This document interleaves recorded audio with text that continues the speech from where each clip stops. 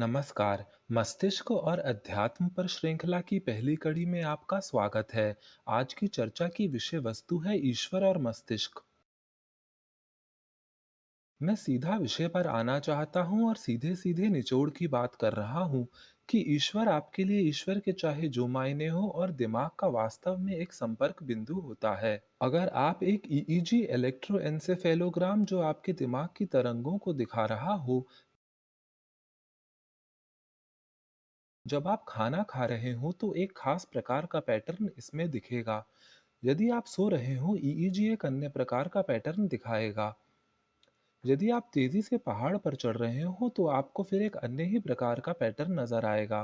प्रत्येक मानव व्यवहार सोचने का हर एक तरीका हमें एक अलग प्रकार का मस्तिष्कीय तरंगों का पैटर्न देता है। ये सोच पाना कोई बड़ी बात नहीं है कि यदि आप किसी तरह से ईश्वर से जुड़े हैं, प्रार्थना के जरिए, ईश्वर के साक्षात दर्शन के जरिए या फिर ईश्वर में विश्वास के जरिए, तो ईईजी पैटर्न आपकी मस्तिष्कीय तरंगों के पैटर्न अन्य प्रकार की आकृतियां दिखाएंगे। ये तब आने चाहिए जब जब आप प्रार्थना कर रहे हों, ईश्वर का चिंतन कर रहे हों या फिर ऐसे शब्द सुन रहे हों जिनसे ईश्वर की स्मृति आपके दिमाग में ताज़ा हो जाती है। इस वस्तु के बारे में एक प्रकार के साधारण और सटीक तरीके से सोचने पर हम इस निष्कर्ष पर पहुंचते हैं कि ईश्वर आपके लिए ईश्वर का जो भी अर्थ हो का आपके दिमाग में कोई स्थान या जगह होती है, या फिर इसका दिमाग पर कोई असर होता है। ये दोनों असंबंधित नहीं होते। ये एक महत्वपूर्ण प्राथमिक बिंदु है। यदि हम एक क्षण इस बात पर विचार नहीं करेंगे, तो हम यूं ही निकल पड़ने वाले किसी प्रकार के धार्मिक सरोकार में उलझ या खो सकते हैं। दिमाग में ईश्वर की भूमिका की समझ या दिमाग की ईश्वर के बारे में समझ का विचार काफी पहले शुरू हुआ। इस क्षेत्र में एक निर्णायक अवलोकन आया प्रसिद्ध कनाडाई न्यूरोसर्जन विल्डर पेनफील्ड की ओर से, जिन्होंने अपना बेहतरीन काम 1940 से 1960 के मध्य किया था। उन्होंने काफी सारे अतीन्द्रिय अनुभव प्रकाशित किए। इसमें शरीर के बाहर होने के अनुभव भी शामिल थे। उन्होंने कई विचित्र और आध्यात्मिक भी क्षण दर्ज किए जो उनके मिर्गी के मरीजों में और सर्जरी के लिए आए मरीजों ने अनुभव किए थे। वे दिमाग की सतह को उद्दीपन देते और फिर तमाम तरह की दिलचस्प चीजें घटित होती। वे अपने काम के लिए खासे जाने जाते थे। उन्होंने एक मामला दर्ज किया था जिसमें उनका एक मिर्गी का मरीज ईश्वर को आसमान में उतरते देखता था। ये एक वैज्ञानिक साहित्य में छपा था और इसलिए ये एक महत्वपूर्ण अवलोकन है।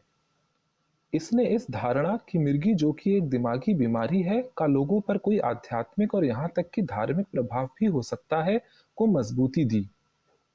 मिर्गी के दौरे के दौरान ईश्वर का अनुभव घटित हो सकता है।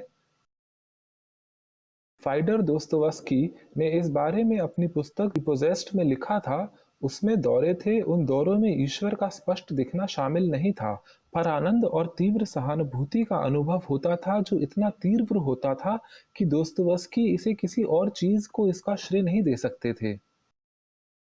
इस सब में अगला सबसे बड़ा कदम था, मैं बहुत से विद्वान वैज्ञानिकों के शोध को यहाँ छोड़ रहा हूँ, वो कदम था डॉक्टर माइकल परसिंगर का कदम, जो लॉरेंटियन विश्वविद्यालय के व्यवहारिक स्नायु विज्ञान कार्यक्रम के निदेशक हैं और 13 वर्षों तक वे मेरे मार्गदर्शक गुरु भी रहे हैं। वे प्रयोगशाला में वास्तव में ईश्वर के अनुभव को उत्पन्न कर पाने में कामयाब रहे थे। इसके लिए उन्होंने एक उपकरण का प्रयोग किया था जिसे कॉरेन हेलमेट कहा गया। इस चर्चा में बाद में भी इसका जिक्र आएगा। एक चीज जिसकी वजह से उन्हें कॉरेन हेलमेट विकसित करने में मदद मिली, वो थी कि उन्होंने एक सिद्धांत विकसित किया था जिसके अनुसार उनके लिए प्रयोगशाला के वातावरण में ईश्वर का अनुभव उत्पन्न करना संभव था। मैं जल्द ही इस सबके लिए की गई क्रिया प्रक्रियाओं की बात करूंगा। उनका सबसे महत्वपूर्ण योगदान ईश्वर और मस्तिष्क या आध्यात्मिकता की विज्ञान की समझ में तब आया जब उन्होंने मानव विकास कर्म के इतिहास में आध्यात्मिकता की उत्पत्ति पर गहन दृष्टि डाली। जब प्रथमतः हमारी प्रजाति उत्पन्न हुई, हमारा दिमाग कुछ बड़े परिवर्तनों से गुजरा। असल में अनेकानेक परिवर्तनों से गुजरा। सबसे महत्वपूर्ण दो परिवर्तन थे कि दिमाग के दो हिस्से या क्षेत्र आकार में बड़े हो उठे। फ्रंटल लोब, जो भविष्य, प्रत्याशा, उम्मीद, योजना, खासकर सामाजिक योजना से संबंधित है, मतलब आप कैसे दूसरों से संबंध होते हैं। दूसरा हिस्सा था टेम्पोरल लोब, टेम्पोरल लोब प्राथमिक रूप से स्मृति से संबंधित है, पर उनके और भी कई कार्य हैं जिनका जिक्र मैं शीघ्र ही करूंगा। अभी के लिए जो मैं कहना चाहता हूँ वो है कि टेम्पोरल लोब्स अधिकांश आध्यात्मिक अनुभवों का स्रोत है। वैज्ञानिक साहित्य में इन्हें धार्मिक और रहस्यात्मक अनुभव कहा जाता है। डॉक्टर परसिंगर ने ये जाना डॉक्टर वाइल्डर पेनफील्ड के काम के जरिए, साथ ही उन कई रिपोर्टों के जरिए जो टेम्पोरल लोब की मिर्गी से ग्रस्त लोगों से आई, जहां दौरे में आध्यात्मिकता, दृश्य दर्शन आदि शामिल थे। इनमें से ज्यादातर छप नहीं पाया क्योंकि उन दिनों वैज्ञानिक समुदाय इन बातों को लेकर उतना खुला रवैया नहीं अपनाता था जितना आज अपनाता है। डॉक्टर परसिंगर ने यह समझ लिया था कि मृत्यु के सत्य को समझ पाने का एकमात्र तरीका है कि हम इसके बारे में सोचें। बहुत कम लोगों को छोड़कर ऐसा कोई नहीं जिन्हें निकट मृत्यु अनुभव हुआ, फिर उन्हें वापस जीवन में खींच लिया गया हो, और फिर भी वो मृत्यु को प्राप्त हुआ। एकमात्र तरीका जिससे अधिकांश लोग ये समझ सकते हैं कि उन्हें एक दिन मरना होगा, वो ये है कि वे इसके बारे में सोचें और इस तर्कसंगत निष्कर्ष पर पहुंचे कि मैं मृत्यु को प्राप्त होऊंगा, जहां से उन्हें इसके बारे में सोचना होगा और इसे निजी तौर पर लेना होगा। ये कई भिन्न तरीकों से काम करता है और उनमें से एक कुछ ऐसा है। उस व्यक्ति का एक पिता था और उसके पिता की मृत्यु हुई थी। उसके भी पिता थे और उनकी भी मृत्यु हुई थी। मैं भी एक पिता हूँ, आह! तो मुझे भी एक दिन मरना होगा। ये व्यक्ति बूढ़ा हुआ और फिर मृत्यु को प्राप्त हुआ। दूसरा व्यक्ति भी बूढ़ा हुआ और वो भी मृत्यु को प्राप्त हुआ। मैं पानी के सोते में झांकता हूँ। उन दिनों शीशे नहीं होते थे क्योंकि हम अपने विकास के शुरुआती इतिहास की बात कर रहे हैं। मैं झांकता हूँ और देखता हूँ कि मेरी त्वचा पर झुर्रियाँ हैं और मेरे बाल सफेद हो गए हैं। हे, मुझे मरना होगा। निजी तौर पर लेना और मृत्यु के तथ्य को समझना बेहद अलग बातें हैं। किसी के अपने को मृत्यु के विचार में रुक पाना समय लेता है। हर माता पिता को उस क्षण से गुजरना होता है जब उनका 3-4 साल का बालक उनसे पूछता है कि क्या सबको मरना पड़ता है। ये वो क्षण है जब से वे इसे निजी तौर पर लेने लगते हैं। वो कारण जिससे मनुष्य ऐसा कर पाते हैं, खास कर इतनी छोटी उम्र में। मेरी अपनी बेटी ने यह सवाल 3 साल की उसकी उम्र में मुझसे किया था। तो कारण है कि अब टेम्पोरल लोबस सादा तरह की सूचना ज्यादा अच्छी तरह से रख पाते हैं और हमारी स्मृति को कहीं ज्यादा व्यापक तरह से संसाधित कर पाते हैं अगर हम आज और विकास के इतिहास के पहले के दिनों की तुलना करें। फ्रंटल लोब्स अब सक्षम है कि वे ज्यादा तरीकों से भविष्य में विस्तार से झांक सकते हैं और ज्यादा अमूर्त तरीकों से। यदि पहले और अब की तुलना करें तो खुद की मृत्यु के विचार के बहुत असंभावित अनुभव को एक निचोड़ पर अवश्य ही लेकर जाया जाना चाहिए। लोग जानते हैं कि उन्हें एक दिन मरना होगा। हम ऐसे विचारों को दबाते रहते हैं और ऐसे विचारों को दबाने को लगभग हर धर्म ने मजबूत किया है। वे सब कहते हैं असल में हम मरेंगे नहीं, हम बस आगे बढ़ जाएंगे। मृत्यु मृत्यु नहीं है। मृत्यु तो एक चेतना और जागृति है। मृत्यु आत्मा के संसार की ओर एक यात्रा है। मृत्यु घर लौटना है। मृत्यु का अर्थ है ईश्वर से मिलन। मृत्यु स्वर्ग में हमारे पिता से मुलाकात है। कोई फर्क नहीं पड़ता कि धर्म इसे कैसे संसाधित करते हैं और धरती पर ऐसी कोई संस्कृति प्रतीत नहीं होती जहां धर्म में ये धारणा कहीं न कहीं सम्मोहित न हो। हमारा अपनी मृत्यु के तथ्य का ही दमन स्वीकार्य है। ये मृत्यु के प्रति हमारी चिंता और व्यग्रता को कम कर देती है। मृत्यु की चिंता एक बहुत अच्छी चीज है क्योंकि इससे हम सोच पाते हैं कि हम कितने अलग अलग तरीके से मर सकते हैं और फिर हम उनसे बच पाने के तरीके भी सोच सकते हैं। यदि हम जानते हैं कि तेंदुए पेड़ों पर ऊपर रहते हैं तो इस बात की खासी संभावना है कि हम जंगल से गुजरते वक्त बार बार ऊपर की ओर झांक लें ताकि यह सुनिश्चित हो जाए कि कोई खतरा नहीं है। यदि हमें पता है कि अकाल से जाने जाती है और पानी कम होता जाए और हमें पता है कि इससे खाना ढूंढना मुश्किल हो जाता है, तो इस बात की ज्यादा संभावना है कि हम किसी भी प्रकार के असंभाव्य खाद्य स्रोत पर निगाह रख पाएं और चूके नहीं जिन्हें हम सामान्यतः नजरअंदाज कर देते हैं।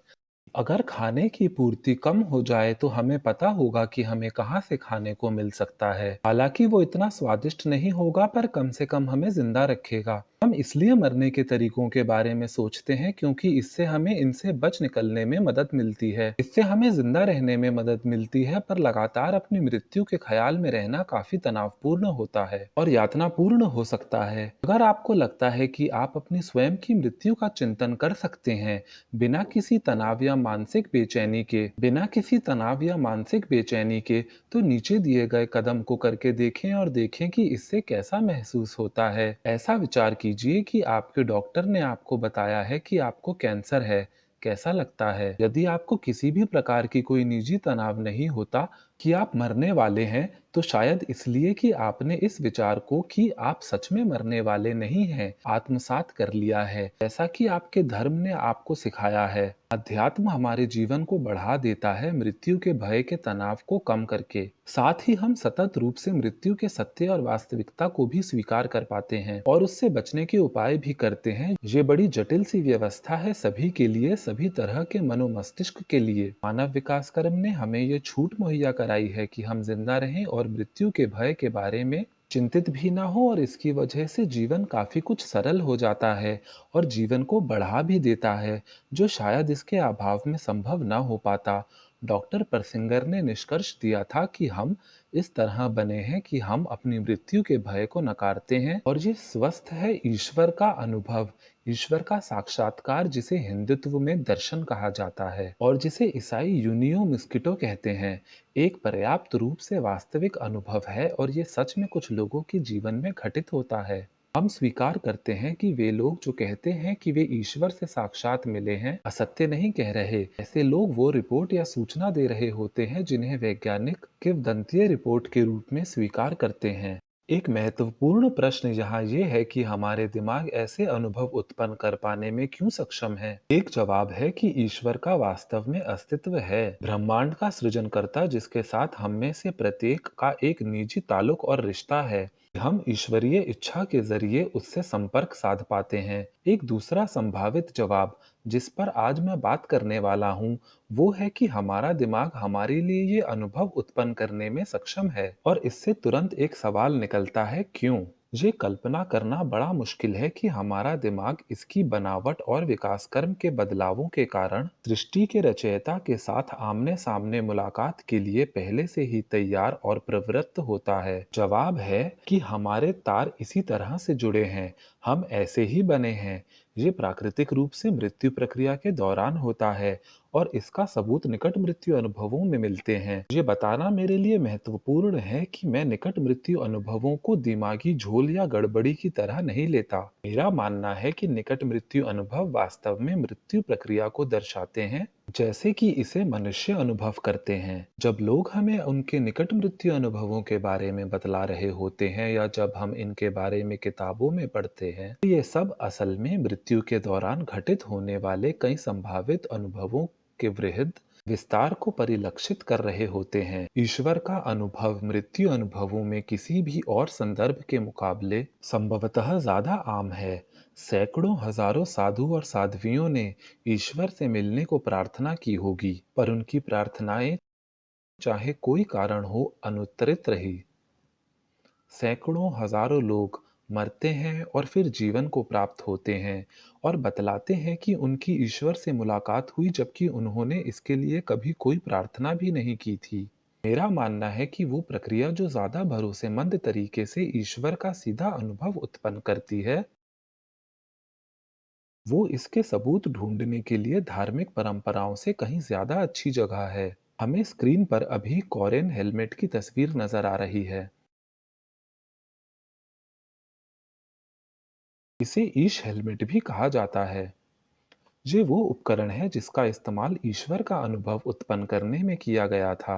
इसके सामने की ओर स्टान कोरेन की तस्वीर है, जिन्होंने पहला ईश हेलमेट डॉक्टर परसिंगर के साथ काम करते हुए विकसित किया था। आपको ये समझाने से पहले कि दिमाग कैसे ईश्वर के अनुभव उत्पन्न करता है, मुझे आपको बताना है कि डॉक्टर परसिंगर की अवधारणा और सिद्धांत के अनुसार हमारे स्व के दो एहसास होते हैं।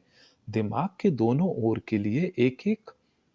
दिमाग के बाईं ओर, जहां भाषा के केंद्र भी होते हैं, उस तरफ का स्व भाषाई स्वत्व होता है। ये वो स्व है जो शब्दों में सोचता है और जिसे शब्दों से असर होता है। ये प्रमुख स्वत्व होता है।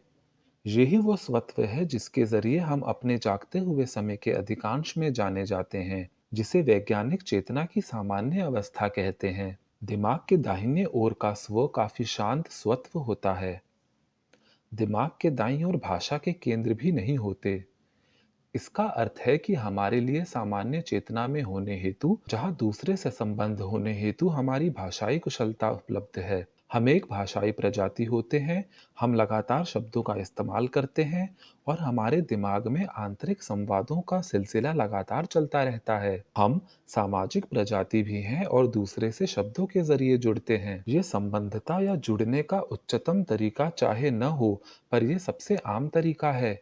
ये वो तरीका है जिसे आप इस्तेमाल करते हैं जब आप नौकरी के लिए आवेदन करते हैं, जब आप अपने पड़ोसी का अभिवादन कर रहे होते हैं, जब आप दूसरों से सामान्य दैनंदिन संपर्क साधते हैं, और इससे हमारी सामाजिक वास्तविकता का निर्माण होता है। हमें भाषाई स्व का चुनाव करना ही होता है ताकि हम दूसरों से जुड़ पाएं। दूसरों से घुलने मिलने का आम तरीका एक या अन्य प्रकार से हमारी संस्कृति से होकर गुजरता है, और हमारी संस्कृतियां मांग करती हैं कि हम भाषाई तौर पर सक्षम और उपलब्ध रहें और अन्य लोगों से जुड़ सकें किसी भी समय। एक और बात भाषाई स्व के बारे में, यहाँ हमारे पास एक उदाहरण है जो दिमाग के दोनों ओर के दो स्व को दर्शाता है। साथ ही भाषाई केंद्रों को भी दिखाता है, ब्रोका क्षेत्र और वेर्निकल क्षेत्र। आप में से जिन्हें रुचि हो उनके लिए ब्रोका क्षेत्र वाक्य या भाषण उत्पन्न करते हैं और वर्निकल क्षेत्र वाक्य या भाषण को समझने का काम करते हैं। सामान्यतः ये दो स्वत्व एक दूसरे से एकदम एकाकार होते हैं, जिससे जहां हम सामान्यतः बाईं ओर के स्व होते हैं, हम पूरे समय बड़ी मात्रा में दाहिने ओर के स्व से सूचना ग्रहण करते रहते हैं। जब मैं यहाँ स्व शब्द का इस्तेमाल कर रहा हूँ तो मेरा मतलब स्व के उस अर्थ से है जो स्वाभिमान के स्व से मिलता जुलता है। हमारा स्वाभिमान दूसरों द्वारा हमें कहे गए शब्दों के अनुसार बढ़ घट सकता है। जब हमें कोई कहता है कि आप बड़े आकर्षक हैं, हमें अपने बारे में अच्छा लगता है। अगर आपका अधिकारी कहता है, मैं तुम्हें नौकरी से निकाल रहा हूं, आपको बुरा लगता है। अगर दूसरी संस्था कहती है, हम आपको नौकरी पर रखते हैं, हम एक बार फिर अच्छा महसूस करने लगते हैं। हमारा स्वाभिमान हमारी भावनाओं पर प्रभाव डालता है, और भावनाओं के इतर बहुत कम चीजें हैं जो हमारी चेतना के तल पर घटित होती हैं। हमारी भावनाएं सुने गए शब्दों के अनुसार तीव्रता से बदलती रहती हैं। ये समझना जरूरी है कि हम हमारा भाषाई स्व हैं। हमारा बायां अर्ध प्रमुख स्वत्व होता है। जैसा कि मैंने पूर्व में बतलाया था, आमतौर पर दोनों स्वत्व एकात्म होकर काम करते हैं, पर कभी-कभी दोनों के बीच का तारतम्य भंग हो जाता है, जो कि इस उदाहरण में दिख रहा है। कुछ रेखाएं जो इन्हें जोड़ रही हैं, वो कुछ टूटी हुई और छिन्न हैं। ऐसा कई कारणों से हो सकता है कि दोनों अर्ध के बीच का तारतम्य टूट जाए, दोनों स्वर के बीच की लय टूट सकती है, कोई एक अर्ध काम करना बंद कर सकता है किसी असामान्य कारण से। हम कभी-कभी एक क्षण को महसूस कर सकते हैं कि हम पूर्ण या अखंड नहीं हैं। मान लें कि हम एक किताब में डूबे हैं और अचानक से कोई हमें पुकारता है, तो हमें हमारा ध्यान पढ़ने से हटाना पड़ता है, और तब एक अल्प क्षण आता है जब हमें अपने आप को समेटना सा होता है, और फिर हम अपने आप को सामाजिक व्यक्तित्व के तौर पर वापस ले आते हैं, ताकि हम किताब के साथ अकेले न रह जाएं, बल्कि दूसरों से संपर्क में रहें।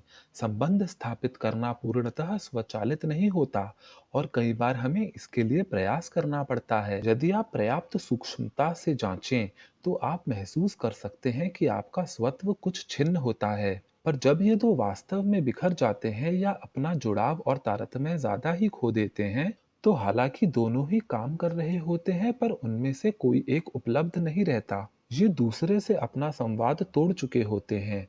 होता ये है कि इसे एक पृथक अस्तित्व के रूप में देखा जाता है, जो हमसे बाहर को रहता है, हमारे शरीर के बाहर, और इससे नए प्रकार अनुभवों के एक वर्ग का आधार तैयार होता है, जिसे आगंतुक अनुभव कहते हैं। आगंतुक अनुभव वे अनुभव हैं जहां हम अनुभव करते हैं कि हमसे कोई मिलने आया है, या संवाद कर रहा है, या हम किसी अभौतिक अस्तित्व को देख रहे हैं।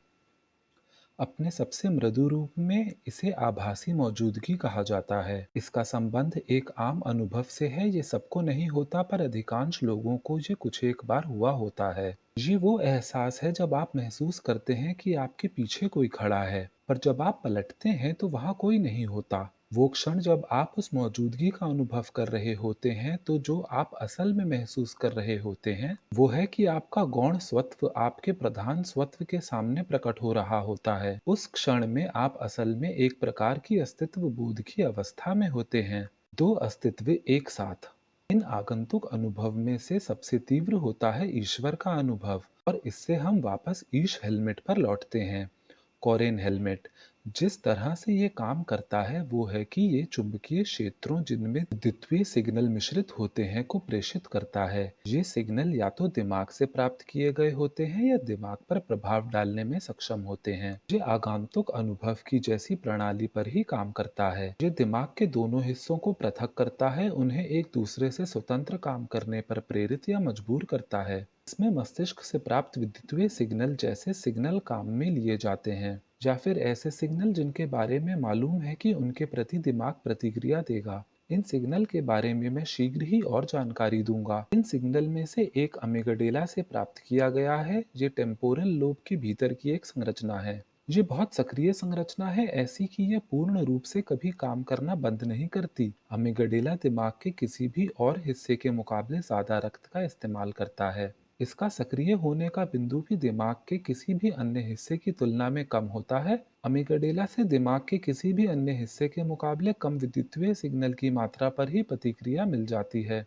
अमिगडाला एक बहुत ही सामाजिक संरचना भी है। ये हमें दूसरों से संबंध होने में मदद करता है। जब हम दूसरों की तरफ देखते हैं और उनके चेहरे के हाव भाव देखते हैं तो अमिगडाला मनोदशा का अंदाजा लगाता है। ये मनोदशा में गड़बड़ी के वक्त अधिकांश मामलों में बदल जाता है। लगभग हर भावनात्मक गड़बड़ी के मामले में अमिगडाला आकार में बड़ा या छोटा हो जाता है। कई बार ये अंतर काफी बड़ा भी हो सकता है। ये भावनात्मक स्मृति का वाहक होता है। हालांकि अधिकांश याददाश्त की उत्पत्ति खंगालना, सुरक्षण और करीने से जांचना दिमाग के अन्य हिस्से में किया जाता है, पर अमिगडाला भी वस्तुतः सक्षम होता है उन चीजों को याद रखने में जिनके प्रति हमने तीव्र भावनात्मक प्रतिक्रिया दी होती है।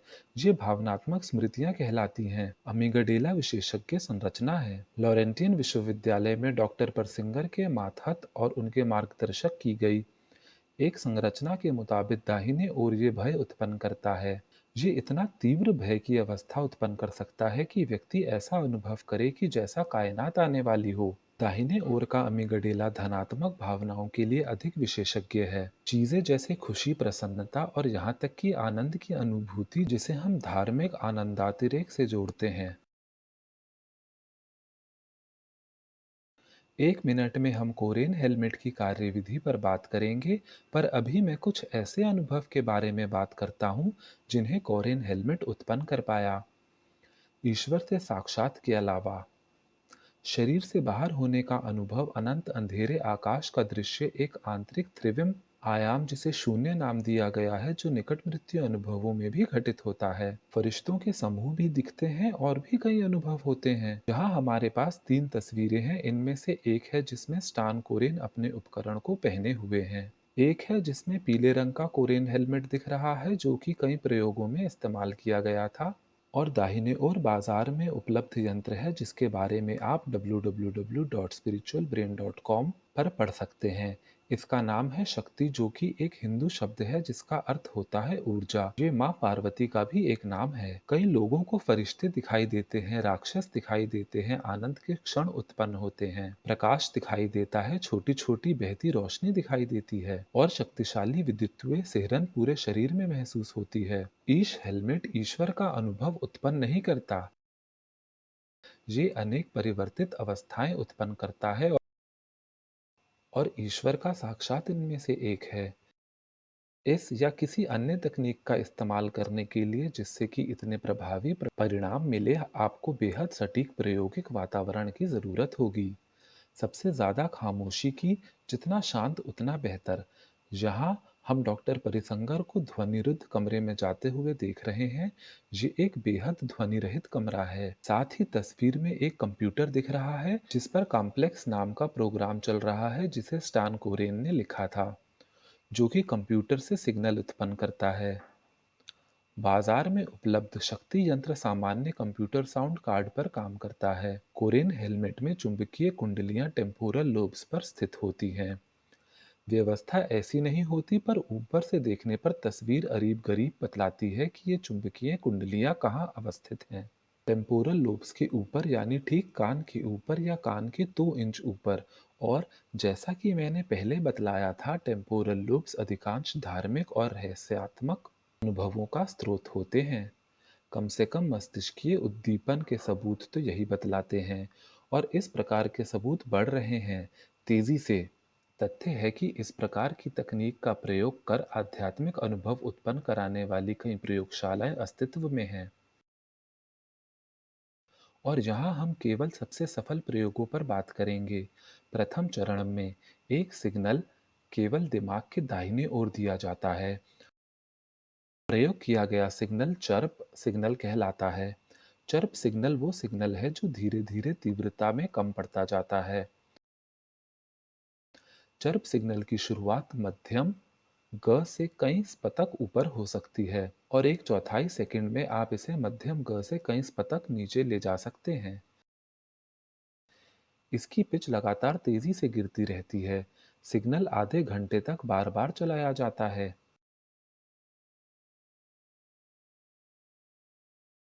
प्रक्रिया के इस चरण में दिमाग का दाहिना हिस्सा एक उद्दीपन प्राप्त कर रहा है, जबकि बाएं हिस्से को कोई उद्दीपन नहीं मिल रहा।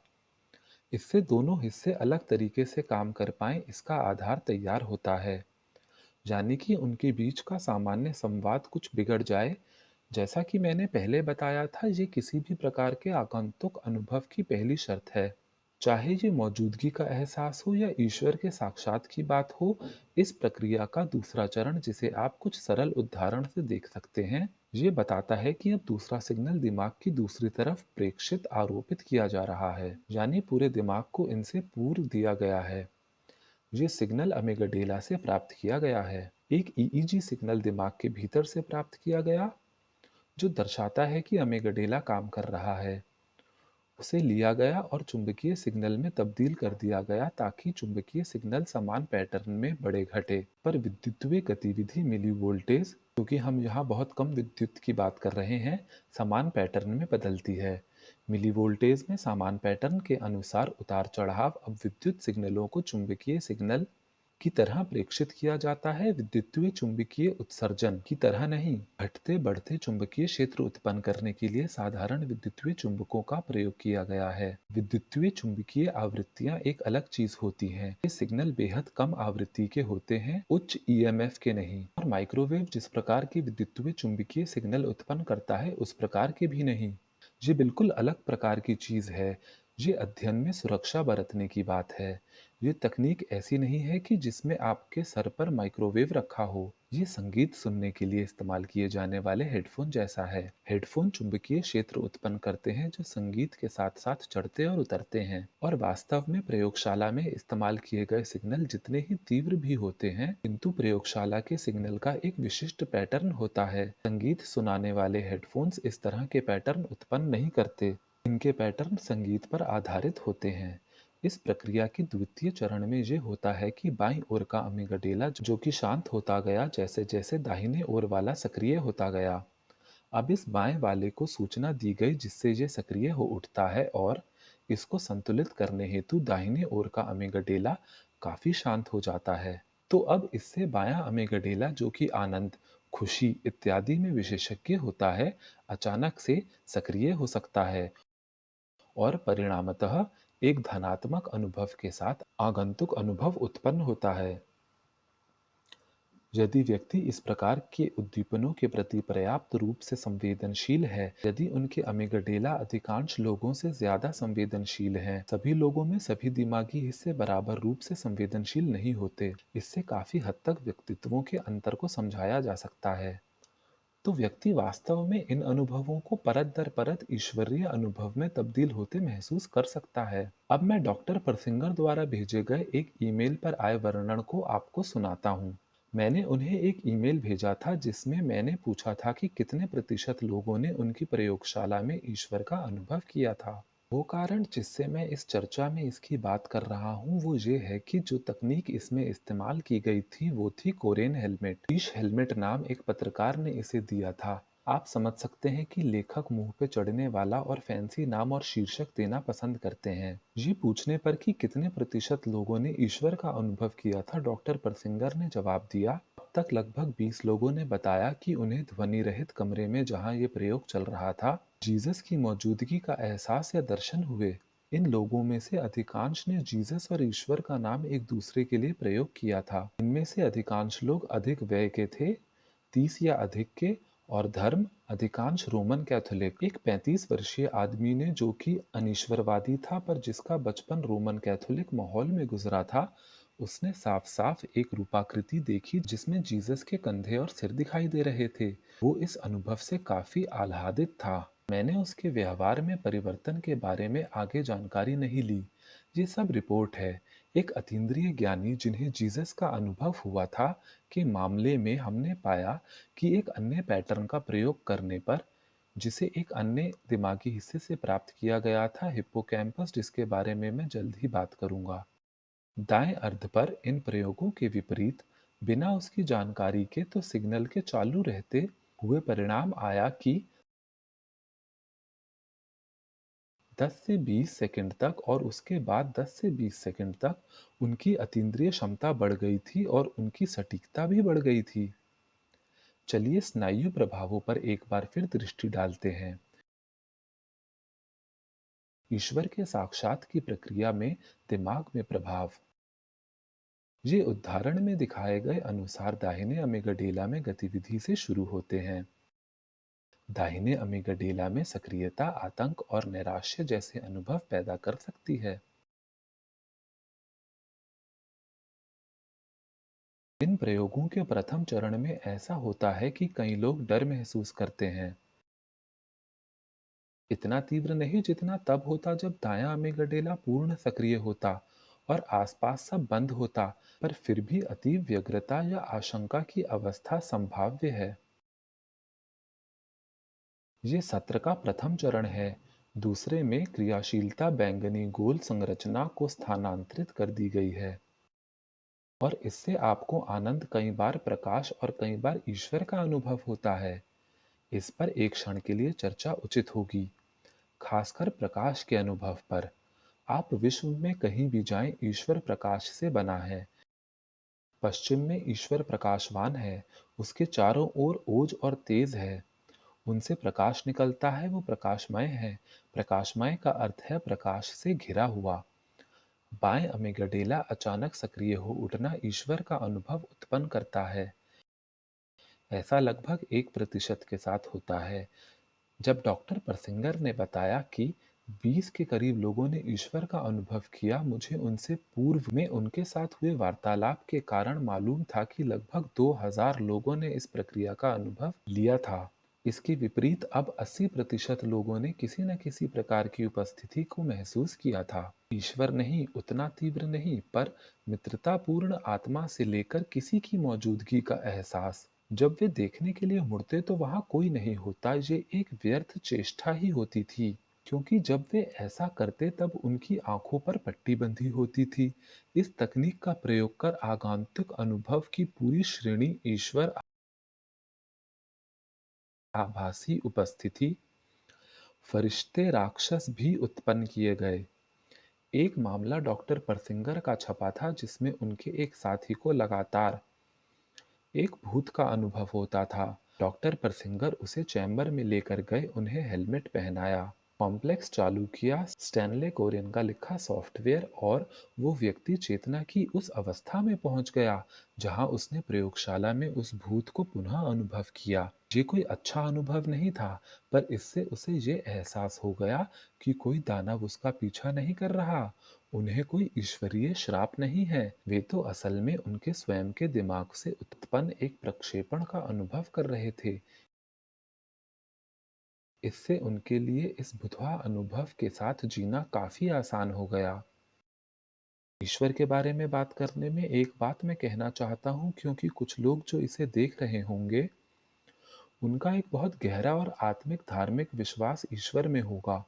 और कितने ही शब्द और कितने ही वैज्ञानिक सबूत मैं चाहे दे दूं, उससे उन्हें साबित करना या उन्हें विश्वास दिलाना नामुमकिन है कि ये विचार चिंतन योग्य है कि ईश्वर का अस्तित्व संभव है कि मात्र हमारे दिमाग में हो। और इसी दौरान कुछ लोग होंगे जो इस वीडियो को देखेंगे और सोचेंगे कि ईश्वर और कुछ नहीं दिमाग है। इन दोनों को बराबरी की तवज्जो देने के लिए मैं कहना चाहूँगा कि ऐसा कोई सबूत इसमें नहीं मिला है जो साबित कर सके कि ईश्वर है, और ऐसा सबूत भी नहीं मिला जो साबित कर सके कि ईश्वर नहीं है। यदि सृष्टि की कोई रचयिता है जो मुझसे इतर अस्तित्व में है और मैं उसकी मौजूदगी का अनुभव कर सकता हूँ, तो क्या ईश्वर मेरे दिमाग के जरिए मेरी चेतना में आते हैं, या मेरा दिमाग ईश्वर की उपस्थिति मेरे इस इतर मुझे महसूस करा रहा है? कोई भी सबूत हमें ऐसे नहीं मिले हैं जिससे सुई किसी एक दिशा में इंगित करे। यदि आप ईश्वर में भरोसा करते हैं, आप वैज्ञानिक सबूतों के बारे में सोच सकते हैं, और मैं आपको आपके विश्वास त्यागने के लिए नहीं कहूंगा। अगर आप ईश्वर के अस्तित्व में भरोसा नहीं करते और आप इसे इसलिए देख रहे हैं कि आप चाहते हैं कि आपका अनीश्वरवाद में भरोसा और पुख्ता हो जाए, मैं आपको ऐसा कुछ नहीं कहूंगा कि जिससे अपने इस विश्वास को त्यागने को आप उद्यत हों। कोई उपलब्ध सबूत नहीं जो साबित कर सके कि ईश्वर है या नहीं। मैं आशा करता हूँ कि वो हर व्यक्ति जो इसे देख रहा है, एक बात अपने दिल में लेकर जाए और ऐसा महसूस ना करे कि मैं जो कह रहा हूँ वो किसी भी मायने में उनके धर्म के खिलाफ है। मेरा प्रयास है कि स्नायु विज्ञान लोगों को आध्यात्मिक रूप से मदद कर सके और उनकी मदद करे कि उनके जीवन की अच्छाएं आए, क्योंकि आध्यात्म ऐसा कर सकता है। मैं यहाँ ये साबित नहीं कर रहा हूँ कि जो भी ईश्वर की सत्ता में यकीन रखता है वो गलत है। अगर मैं कुछ साबित करना चाहूँगा तो वो ये होगा कि ईश्वर में यकीन एक अच्छी बात है। ये कोई मायने नहीं रखता कि क्या ईश्वर आपसे इतर है ताकि आप उसके अस्तित्व में भरोसा करें। प्रार्थना की शक्ति आपके अपने मनोमस्तिष्क को आकृति दे सकती है, चाहे ये आपके चारों ओर की दुनिया को बदल सके या नहीं। हालांकि ऐसे मामले और सबूत हैं कि ये आपके चारों ओर के वातावरण में बदलाव ला सकती है। अगर भगवान है और ये केवल आपके दिमाग में है, ये आपका ईश्वर है और आप स्वतंत्र हैं कि आप अपने निजी आध्यात्मिक विश्वासों पर काम कर सके। आप स्वतंत्र हैं कि आप हर खूबसूरत, विश्वसनीय या उच्चतर चीज की ओर उद्यत हों। फिर चाहे आप माने कि ईश्वर आपके दिमाग में है या बृहद ब्रह्मांड में है। मैं आपको अपने स्वयं के विश्वास के बारे में नहीं बता सकता। मेरे अपने निजी विश्वास इन चीजों के बारे में आंशिक रूप से इसलिए कि मैं उन्हें शब्दों में बयां नहीं कर सकता, और कुछ इसलिए भी कि हर बार जब मैं पाता हूँ कि मैं इस या उस चीज में विश्वास करता हूँ, मुझे जल्द ही महसूस होता है कि वो सटीक रूप से ये या वो नहीं है। मैं ये कहना पसंद करता हूँ कि मेरे लिए कई बार सबसे पवित्र चीज है चुनाव, सबसे बड़ा पाप है असंशय, सबसे ज्यादा नैतिक है जिम्मेदारी, और सबसे उच्च सदाचार है प्रेम। और ये अच्छा आध्यात्म है, चाहे आप ईश्वर में भरोसा करते हैं या नहीं। चलिए आगे बढ़ते हैं। टेम्पोरल लूप्स की बात करते हैं, जिसमें धार्मिक और आध्यात्मिक अनुभवों के स्रोत दिमाग के भीतरी हिस्से शामिल हैं। डॉक्टर परसिंगर ने टेम्पोरल लूप्स और अध्यात्म में उनकी भूमिका का विस्तार से अध्ययन किया है और इस विषय पर उनके कई लेख छपे हैं। वे लोग जो और अधिक जानकारी चाहते हैं, वे www.pubmed.com पर जाकर ऐसा कर सकते हैं। परसिंगर नाम से ढूंढें, आपको इस विषय पर कई पत्र और लेख मिल जाएंगे। इनमें से एक बहुत महत्वपूर्ण है जिसका शीर्षक है टेम्पोरल लोब के कार्यों की कृति के रूप में धार्मिक और रहस्यात्मक अनुभव। उनकी अवधारणा स्पष्ट रूप से कहती है कि वास्तविक धार्मिक रहस्यात्मक अनुभव टेम्पोरल लोब में एक अल्पजीवी और बहुत केंद्रित विद्युतीय घटना के कारण उत्पन्न होता है। और बाद के शोध में पाया गया है कि वो क्षेत्र जिससे ये अनुभव आना सर्वाधिक संभावित है, वो है अमिगडेला। एक और सवाल जो एक विचार करने वाला व्यक्ति पूछ सकता है, और मुझे यकीन है कि आप सब वैसे हैं, वो सवाल है आखिर क्यों दिमाग इस तरह से बना है कि वो ईश्वर का अनुभव उत्पन्न करे। ये समझाना आसान है कि कैसे विकास कर्म ने हमें द्विनेत्री दृष्टि दी, या हमें सीधा खड़े होने की योग्यता दी। हमारी जटिल संस्कृतियों को समझाना भी आसान है और हमारे जिंदा रह पाने के लिए एक दूसरे पर निर्भरता भी ये समझाना आसान है कि कैसे हमने उच्च आदि मानवीय मुखाकृति और इशारों की भाषा से असली बोली जा सकने वाली भाषा का प्रयाण किया। यदि ईश्वर को अनुभव करने की क्षमता एक मानव व्यवहार है, तब कैसे ये कतई असंभावित सी चीज हमारे दिमाग में इस प्रकार स्थान बना पाई? कब और कहाँ ये हमारे विकास कर्म के इतिहास में प्रकट हुआ? जवाब है कि मेरा मानना है ये हमारी मृत्यु प्रक्रिया में एक भूमिका निभाता है। और मैं मानता हूँ कि मृत्यु प्रक्रिया का प्रकटीकरण या कहें स्पष्ट होती है निकट मृत्यु अनुभवों के जरिए। मैं फिर कहता हूँ, निकट मृत्यु अनुभव दिमागी दुर्घटना नहीं है जो कि मृत्यु के क्षण घटित होते हैं। वे दरअसल प्रतिबिंबित करते हैं कि मरना क्या है, किसी एक व्यक्ति के लिए नहीं, सभी के लिए। यदि हम सबको एक साथ लेवें, ये मानव के लिए सभी संभावित प्रकार के अनुभव की संपूर्ण श्रेणी और प्रकार है। वे कुछ सुनिश्चित पैटर्न में आते हैं, जिसका अर्थ है कि कोई उभयनिष्ठ प्रक्रिया सभी के लिए काम करती है। निकट मृत्यु अनुभव कई चरणों में होते हैं। उनमें पहला है, मेरी स्लाइड पर देखें, ये सबसे आम है, शरीर से बाहर होने का अनुभव, जहां व्यक्ति अपने शरीर के बाहर होते हैं और नीचे अपने शरीर को देखता है। मुझे लगता है कि ये उन्हें ये जानने में मदद करता है कि वे अब मृत हैं। निकट मृत्यु अनुभव का पहला भाग, जिसे मृत्यु प्रक्रिया का पहला भाग माना जाता है, हमारे मरने से पहले ही शुरू हो जाता है। इससे पहले कि हम जीव वैज्ञानिक या चिकित्सीय तौर पर मृत हो जाएं, और ये भावना ठीक हमारी मृत्यु के पहले प्रकट होती है। दो मुख्य भावनाएं यहाँ संभावित हैं जब आप मरने वाले होते हैं: भय और स्वीकृति। फर्ज कीजिए आप गली में खड़े हैं और एक बस तेजी से आपकी ओर आ रही है और आपको मालूम है कि आपके पास कोई मौका नहीं कि बच सकें। आप पहाड़ की चोटी से गिर गए हैं और अभी तक जमीन पर नहीं गिरे। इस दरमियान आप जानते हैं कि आप मरने वाले हैं। इन क्षणों में दो भावनाएं मुखर हो सकती हैं और दोनों दाएं अर्ध में गतिविधि से व्युत्पन्न होती हैं। सबसे आम, खासकर हमारे विकास कर्म के इतिहास के शुरुआती दौर में, भय थी। मृत्यु का क्षण सामने है, ये तेजी से हमारी ओर बढ़ रहा है और हम इससे बचने का रास्ता ढूंढते हैं। हम आतंकित हो उठते हैं, हमें कयामत का भान होता है और हम खतरे से बचने के रास्ते ढूंढना शुरू करते हैं। एक भावना है भय। यहाँ एक चित्र है जिसमें एक व्यक्ति गिर रहा है और वो कुछ नहीं कर सकता, छाता निष्फल हो चुका है, वे पूर्णतया भय से ग्रसित है। एक अन्य भावना जो संभवतया उत्पन्न हो सकती है वो है शांति, समर्पित स्वीकृति से उत्पन्न शांति। ये वहाँ ज्यादा आम है जहाँ लोगों को काफी पहले से पता होता है कि वे मरने वाले हैं। वे अस्पताल के आपात कक्ष में लेटे हैं, ये जानते हुए कि वे मौत के अंतिम क्षणों में हैं। काफी समय से उनके पास समय होता है कि वे अपने जीवन पर विचार करें और मृत्यु की अवश्यंभाविता पर भी। वे इसके साथ साम्य में उतरने लगते हैं और फिर वो क्षण आता है जिसे एलिजाबेथ कुबलर रोस स्वीकृति कहती हैं। और फिर तब से मृत्यु की जब मर्जी तब आए। ऐसे लोग थे जिन्होंने डॉक्टर कुबलर रोस को बुलाया और कुछ ऐसा कहा: कल रात कुछ हुआ, एक नई समझ मुझ में पैदा हो गई है। मैं मरना नहीं चाहता, पर मैं मर रहा हूँ और किसी तरह से इससे साम्य में हूँ। अब जब उनके परिवार के लोग उन्हें मिलने जाते हैं तो पाते हैं कि बुझती रोशनी के प्रति गुस्साने की बजाय वो इसकी अवश्यंभाविता के प्रति शांत और साम्य में है, और कुछ दिव्य और पवित्र महसूस करने लगते हैं संसार से मुक्त होने में। उनमें से कुछ मृत्यु की प्रतीक्षा तक करने लगते हैं। एक वक्त पर मैं एक नर्सिंग होम में काम किया करता था और वहां पर ऐसे लोग थे, शायद सभी ऐसे थे,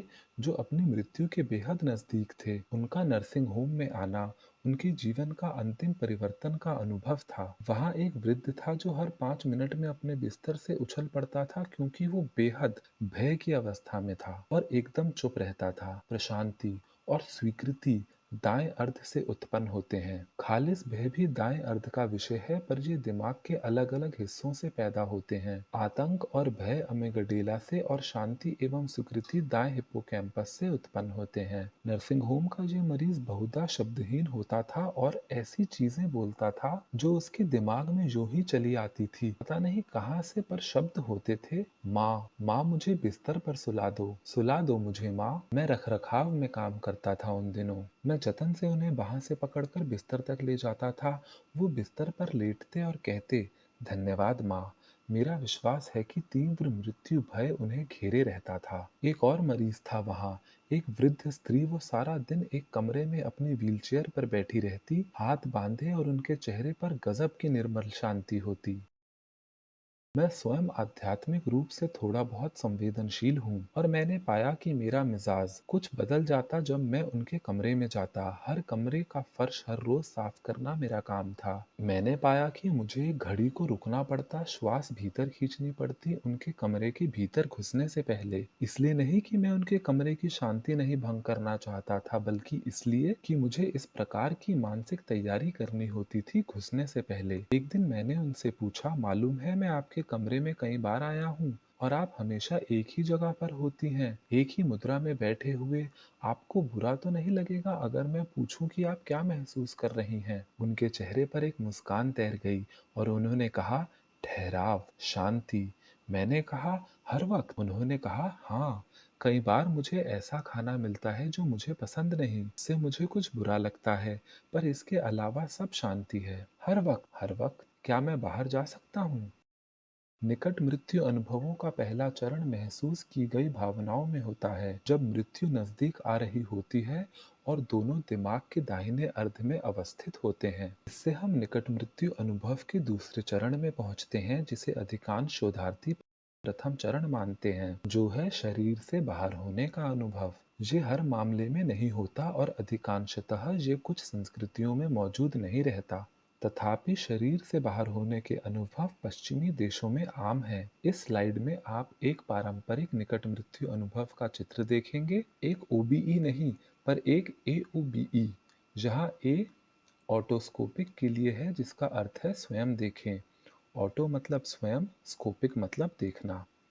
बहुधा निकट मृत्यु अनुभवों में शरीर से बाहर होने के अनुभव में शरीर छोड़ना शामिल होता है, और महसूस करना या देखना भी कि आप अपना शरीर छोड़ चुके हैं और नीचे अपनी देह को देख रहे हैं। मुझे लगता है कि इसका एक प्रयोजन है। वो प्रयोजन आपको ये बतलाता है कि आप मर चुके हैं। अगर आप शरीर छोड़ें तो आप इसे भ्रमपूर्वक एक असामान्य से स्वप्न में उत्पन्न एक अवस्था समझ सकते हैं। आप इसे भ्रमपूर्वक आकाशीय यात्रा समझ सकते हैं। आपको लग सकता है कि कहीं ये, जैसा एबेनेज़र स्क्रूज ने कहा था, भारी मांसाहारी भोजन का कठिनता से पचने वाला हिस्सा तो नहीं। यदि आप नीचे देखते हैं और खुद के शरीर को देखते हैं, आपका खुद का बालों का रंग, खुद के बाल, खुद की त्वचा की रंगत, या कोई निशान जिससे आप अपने शरीर को पहचान पाते हैं, और आप कहते हैं, हे भगवान, ये तो मैं हूँ। और आप जानते हैं कि कुछ ही समय पहले आप मृत्यु को लाकर आशंकित थे, या तो आतंक के कुछ क्षणों के लिए या फिर दिनों से।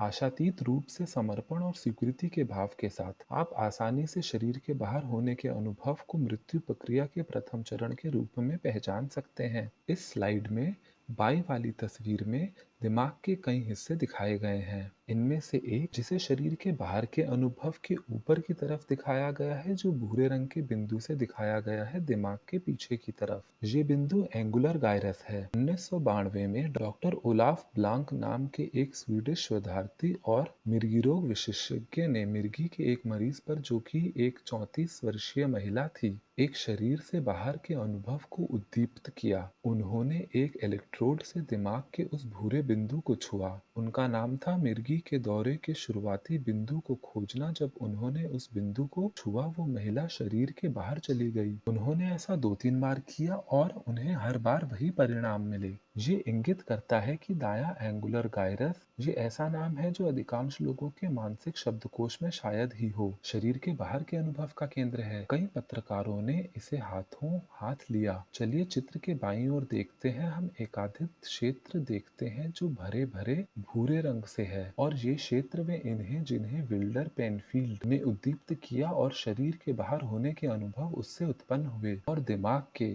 आगे के हिस्से में देखने वालों के हिसाब से दाईं ओर एवं टेम्पोरल लोब्स के ऊपर और सिल्वियन फिशर के ठीक नीचे का एक क्षेत्र है। जब उन्होंने इस क्षेत्र का उद्दीपन दिया, उनके एक मरीज ने कहा, हे भगवान, मैं अपना शरीर छोड़ रहा हूँ। उन्होंने एक और क्षेत्र, जिसे तस्वीर में बाईं ओर दिखाया गया है, जो दिमाग के पीछे की ओर है, को उद्दीपन देकर भी शरीर के बाहर होने का अनुभव उत्पन्न किया। मरीज ने कहा, मुझे लग रहा है कि मैं तैर रहा हूँ। एक और शोधार्थी थे जिन्होंने बताया कि उनके एक मरीज ने उनको बतलाया था कि उसे एक साथ दो जगह पर उपस्थित होने का अनुभव हुआ था, शरीर में और शरीर के बाहर एक ही समय में। पहला सवाल जो सभी पूछना चाहते हैं, शरीर से बाहर के अनुभव के बारे में क्या ये वास्तविक होते हैं? इसके लिए एक वैज्ञानिक शब्द है वेरिडिकल, संयोगी सत्य। क्या ये संयोगी सत्य है? क्या ये असल में घटते हैं? जब आप शरीर से बाहर होने का अनुभव कर रहे होते हैं तो क्या आप असल में बाहर होते हैं शरीर के? हाँ, आप होते हैं। ये जवाब कुछ विरल सबूतों पर आधारित है। वास्तव में विज्ञान के पास मामले में लगभग कुछ भी नहीं है एक ठोस सबूत के रूप में। पर हर वो व्यक्ति जो ये सवाल पूछता है वो विज्ञान के दृष्टिकोण से ही नहीं देख रहा होता। कुछ लोग बस जानना भर चाहते हैं कि शरीर से बाहर के अनुभव में क्या होता है। जवाब है कि कई ऐसे लोगों की सूचना या रिपोर्ट है जिन्हें शरीर से बाहर होने का अनुभव हुआ है और उन्होंने शरीर के बाहर होने के दौरान ऐसी चीजें देखी हैं जो कि अन्यथा नहीं देख सकते थे। एक महिला को दिल का दौरा पड़ा था और वो गहन चिकित्सा कक्ष में थी, सिएटल के एक अस्पताल की ऊपरी मंजिल पर। जब वो अपने शरीर से बाहर थी, वो अपने कमरे से बाहर निकल गई और अपने बिस्तर के निकट आसपास घूमने लगी। वो भवन के बाहर निकल गई, नीचे देखा तो एक लाल रंग का टेनिस का जूता ताक पर रखा था। उसने नर्स को बुलाया और बताया कि वो किस अनुभव से गुजरी थी। वो जानना चाहती थी कि क्या सच में वो लाल जूता वहां था, क्योंकि अगर वो जूता वहां था तो इसका मतलब था कि ये जीवन मृत्यु के साथ खत्म नहीं हो जाता। नर्स ने एक आदमी को बुलवाया, वे छत पर गए और वहां पर वो लाल जूता पड़ा था। इसी कारण से स्नायु विज्ञान के लेक्चर में लाल जूते की तस्वीर थी। बाईं ओर को एक उदाहरण या चित्र है जो एक शरीर के बाहर के अनुभव को दर्शाता है। इसे एक 7 साल की लड़की ने बनाया था। उसने सशपथ कहा था कि उसका शरीर के बाहर का अनुभव सच्चा था। इसका कोई खास योगदान तो नहीं, पर एक छोटे बच्चे द्वारा प्राप्त उदाहरण हमेशा दिलचस्पी पैदा करता है। यहाँ ये भी महत्वपूर्ण है कि इस बच्ची के लिए ये अनुभव आनंदकर था। उसमें डरने जैसा कुछ नहीं था। मुझे लगता है कि सच्चे शरीर के बाहर के अनुभव जैसी चीजें होती हैं। भारत और एशिया में कई निकट मृत्यु अनुभव शरीर के बाहर होने के अनुभव से शुरू नहीं होते। वहाँ ये अक्सर यम के अनुचरों के आगमन से शुरू होते हैं। वे दक्षिणी एशिया में यमदूत कहलाते हैं, भारत में यमदूत कहलाते हैं। दोनों शब्द अपना अर्थ यम से प्राप्त करते हैं, पराजगत का शक्तिशाली स्वामी, जिसके बारे में हम जल्द बात करेंगे। ये वे आगंतुक हैं जो प्रकट होते हैं और कहते हैं मौखिक रूप से कि आप मर चुके हैं, स्पष्ट रूप से कहते हैं कि ये आपको अधोजगत में ले जाने आए हैं। वे सचमुच, जैसा शेक्सपियर कहते हैं, दबंग सार्जेंट हैं जिनकी पकड़ बेहद मजबूत है। यमदूत कतई असमझौतावादी होते हैं और कोई बातचीत और मध्य मार्ग का मौका नहीं देते। मेरे अनुसार पश्चिम में, यूरोप में निकट मृत्यु अनुभव, मृत्यु प्रक्रिया शायद एक वक्त पर ग्रिम रीपर के आने से शुरू होती होगी। ग्रिम रीपर सांस्कृतिक मस्तिष्क का हिस्सा था। लोग मृत्यु के क्षण ऐसी अपेक्षा रखते थे, ठीक वैसे ही जैसे एशिया और भारत में लोग यमदूतों और यमदूतों की अपेक्षा करते हैं। पश्चिम में, यूरोप में ग्रिम रीपर संभवतः वही कार्य करता होगा जो भारत और एशिया में यमदूत व यमदूत करते हैं। ये मृत्यु के आगमन की प्रचलित सांस्कृतिक छवि थी, जो उस वक्त पर आम थी और शायद सबने अपने जीवन काल में इसे कई दफा देखा होगा। उन दिनों सभी स्तर के उपदेशक प्रोटेस्टेंट वर्ग के अदबाव में भी संभावित रूप से लोगों को उनकी मृत्यु के बारे में स्मरण करवाते थे और कुछ ऐसी चीजें बोलते थे, ओह पुत्र, समय देखो और बुरे से दूर रहो, न जाने कब किसका बुलावा आ जाए, किसकी सांसें पूरी हो जाएं, आदि। हमारी आज की धार्मिक संस्कृति से कहीं ज्यादा हमारी संस्कृति ने मृत्यु और उसके विचार को भुला सा दिया है, जबकि संस्कृतियों में मृत्यु इतनी अछूत नहीं है। मृत शरीर को गलियों से होकर शमशान घाट तक ले जाया जाता है। आसपास से गुजरने वाले रुकते हैं और नमस्कार करते हैं। मुझे पता नहीं कि वे मृतक के प्रति सम्मान दिखा रहे होते हैं या संतप्त परिवार के प्रति, या वे ईश्वर से प्रार्थना कर रहे होते हैं। ये भारत में हर रोज होता है। मैं एक समय वहां था और एक टैक्सी में बैठा था। मेरी टैक्सी एक शव यात्रा की वजह से रुकी हुई थी। शव टैक्सी की खिड़की से कोई 8 इंच से ज्यादा ऊपर नहीं था। मैंने ड्राइवर की तरफ देखा और पूछा, कितना समय लगेगा? ड्राइवर ने कहा, जितना भी समय इस यात्रा में लगेगा। वो मर चुका है ना? हाँ। क्यों? क्या हुआ? ये एक नया अनुभव है मेरा तुम्हारे देश में। ड्राइवर एक बड़ी मुस्कान चेहरे पर लिए मेरी तरफ मुड़ा। हाँ, यहाँ भारत में जीने में मृत्यु शामिल है, कोई नहीं। मृत्यु प्रक्रिया की छवि जो आपके संस्कृति द्वारा आपको सिखाई समझाई जाती है, वही बहुधा आपकी मृत्यु के समय प्रथमतः प्रकट होती है। यदि आपके लिए मृत्यु का अर्थ एक मृत शरीर है, तो ये देखने के लिए कि आप मर चुके हैं, आपको अपना शरीर छोड़ना पड़ेगा और अपने मृत शरीर को देखना होगा। इस तरह यमदूत ग्रिम रीपर शरीर के बाहर होकर अपने को देखना सबका एक ही प्रयोजन है, या कहें कि सभी एक प्रयोजन या कार्य पर आधारित है। एक अध्याय की शुरुआत जिसे आप मृत्यु के रूप में पहचाने। मृत्यु प्रक्रिया का अगला चरण, निकट मृत्यु अनुभवों का अगला चरण इस स्लाइड में दिखाया गया है। दाईं ओर है एक आम सुरंग का अनुभव। एक अंधेरी सुरंग जिसकी दीवारों पर मधुमक्खी के छत्ते सी आकृति होती है। ये असल में वो चित्र है जिसके बारे में मैंने किताबों और निकट मृत्यु अनुभवों के बारे में वैज्ञानिक पत्रों के लेखों में पढ़ा है। नीचे दाईं ओर एक पेंसिल से बनाया गया सुरंग अनुभव का एक चित्र है जिसे एक निकट मृत्यु अनुभवकर्ता इष्ठान नटराजन ने बनाया था। वो भारत से हैं और मुझे नहीं मालूम कि उसे किस स्थान पर यह अनुभव हुआ था, पर उसे अपने अनुभव में सुरंग दिखाई दी थी। भारत से प्राप्त निकट मृत्यु अनुभवों की खबरों में सुरंग आम नहीं है। ये अकेली चीज नहीं है जो इस चरण में दिखती है। अन्य लोगों के लिए अगला चरण शून्य नाम का अनुभव हो सकता है। शून्य एक अंधेरा विस्तार होता है, पर यह मात्र एक अंधेरे विस्तार से कहीं ज्यादा है। ये एक जागृत विद्युतीय जगह है। आप कुछ छूते नहीं हैं, पर इसकी एक बुनावट होती है। कुछ सुनाई नहीं देता, पर इसमें एक आवाज होती है। आप इससे कुछ नहीं समझ पाते, ये आपसे कोई संवाद नहीं करता, पर इस जगह पर होना, शून्य से आमुख होना, एक अनंत साम्राज्य में होने का जबरदस्त अनुभव पैदा करता है। किसी गहनता का अनुभव देता है। ये सभी मामलों में नहीं होता, पर मैं ये कहना चाहता हूँ कि शून्य मात्र एक रिक्त या अंधकार या खालीपन का अनुभव नहीं है। इस चित्र में इसे प्रकाश के एक नन्हे बिंदु से प्रदर्शित किया गया है। प्रकाश बिंदु निकट मृत्यु अनुभवों में आम घटना है। मैंने स्वयं ने भी इसे अनुभव किया है जब मुझे टेम्पोरल लोब की मिर्गी थी। अब मुझे ये रोग नहीं है। बच्चों की टेम्पोरल लोब मिर्गी सामान्यतः किशोर वय के आने के साथ गायब हो जाती है। मेरे दौरों में शरीर के बाहर होने के अनुभव, अजीब रात्रि दृश्य जिनमें परछाइयां अपने आप को बदलकर जानवरों के रूप ले लेती थी, आदि शामिल है। ये प्रकाश बिंदु निकट मृत्यु अनुभव के अगले चरण में भी चला जाता है। मृत्यु प्रक्रिया के अगले चरण में, जो कि भारतीय और एशियाई संस्कृति में अलग ढंग से प्रकट होता है और पश्चिमी संस्कृति में अलग ढंग से, तो पहले हम एशिया की बात करते हैं। ये पराजगत का एक चित्रात्मक उदाहरण है जो दर्शाता है कि लोग कांटेदार पेड़ों पे चढ़ रहे हैं। जहाँ एक थाई नरक दर्शाया गया है, थाईलैंड के लोगों की समझ के अनुसार जो नरक है। कांटेदार पेड़ों पर चढ़ने को मजबूर किया जा रहा है, राक्षसों द्वारा यातना दी जा रही है। ये एक विशेष नर्क है जो यौन प्रकृति के अपराध करने वाले लोगों के लिए है।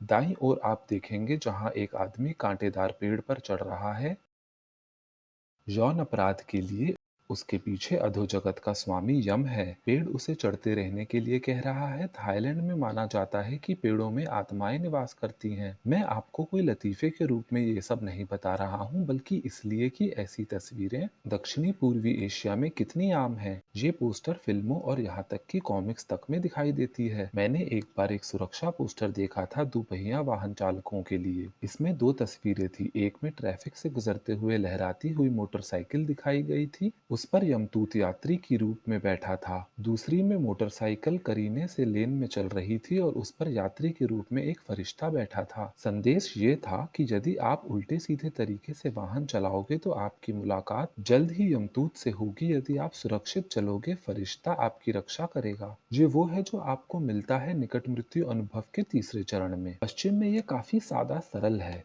आप प्रकाश में प्रवेश करते हैं और प्रकाश के भीतर आप अक्सर मृत मित्रों और रिश्तेदारों को देखते हैं। आप उन लोगों को देख सकते हैं जिनके बारे में आपको पता है कि वे मर चुके हैं। यह ये बात इंगित करता है कि आप मर चुके हैं। उनसे मिलने के लिए आपको मरना होगा क्योंकि वे मर चुके हैं। प्रकाश में आनंद है, प्रकाश में खुशी है, प्रकाश में स्वीकृति है। एक प्रसन्नता है जो इतनी महान और इतनी सहज है कि शब्द इसे बयां नहीं कर सकते। थाईलैंड में, दक्षिणी पूर्वी एशिया में आप मृत लोगों से मिलते हैं और इसलिए आप मृतकों के साम्राज्य में, अधोजगत में हैं।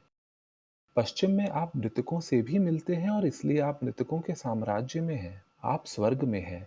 स्वर्ग में मृत दोस्तों और रिश्तेदारों से मिलने के बाद आप प्रकाश पुरुष से मिलते हैं। ये चित्र शायद मेरा सबसे पसंदीदा ईश्वर का चित्र है। ये कोई मानव रूपी तस्वीर नहीं है। कोई देवरूपी व्यक्ति संगमरमर के सिंहासन पे बैठा हुआ नहीं है। जहाँ कुछ नहीं है, बस एक प्रकाश का विस्फोट है, प्रदीप्त, चमकता, देदीप्यमान गुण जिससे ईश्वर और केवल ईश्वर को ही परिभाषित कर सकते हैं। ये मानव साम्राज्य से इतना दूर है कि ये तस्वीर बताती है कि ईश्वर के साथ होने का अनुभव शब्दों में व्यक्त कर पाने की सीमा से बहुत परे होता है। इसलिए क्योंकि वो ओजस्विता, प्रकाश, तेज, शक्ति और उसकी भूमिका, स्वर्ग के केंद्र में बैठे हुए वो साम्राज्य जहाँ उपस्थित होना मात्र परमानंद का कारण है, इसकी अभिव्यक्ति असंभव है। थाई तस्वीरें एक 12वीं शताब्दी के लिखित कार्य से प्रेरित हैं। ये चित्र इसके आधुनिक संस्करण की जिल्द दर्शाता है। ये प्राहमलया की किताब है। प्राहमलया 12वीं सदी का एक थाई निवासी था। उसकी किताब 12वीं सदी से प्रचलन में है और थाईलैंड में छपती है और मांग में बनी रहती है।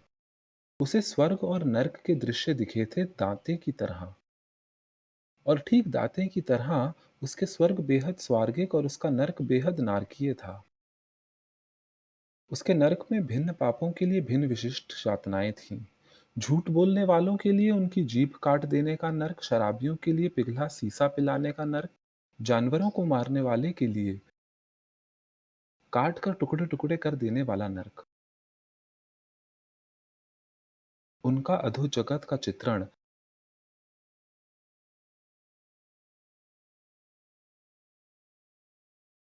वास्तविक मूल अनुभव अधोजगत में होने का इस चित्र में दिखाया गया है। जहां आपको यम के सामने लोग खड़े दिखेंगे। यम यानी अधोजगत का स्वामी, वो एक प्रभावशाली दिखने वाला शख्स है। बाएं ओर के चित्र में वो खोपड़ियों के ऊपर बने सिंहासन पर बैठा है और उसके पास कर्मों की किताब है। दाएं ओर के चित्र में आप एक तराजू देखेंगे। तराजू के दो पलड़े हैं, एक पाप बाप और दूसरा पुण्य बूंद। तराजू के झुकाव के मुताबिक आपके बूंद ज्यादा है या पाप, इसके मुताबिक पाप या पुण्य आपका अगला जन्म निर्धारित किया जाता है। या शायद यदि आप पुण्यवान हैं, आपको स्वर्ग में विचरण भी करने को मिल सकता है। ये निकट मृत्यु अनुभवों का एक असामान्य पड़ाव है जिसे शोधार्थी जीवन समीक्षा कहते हैं।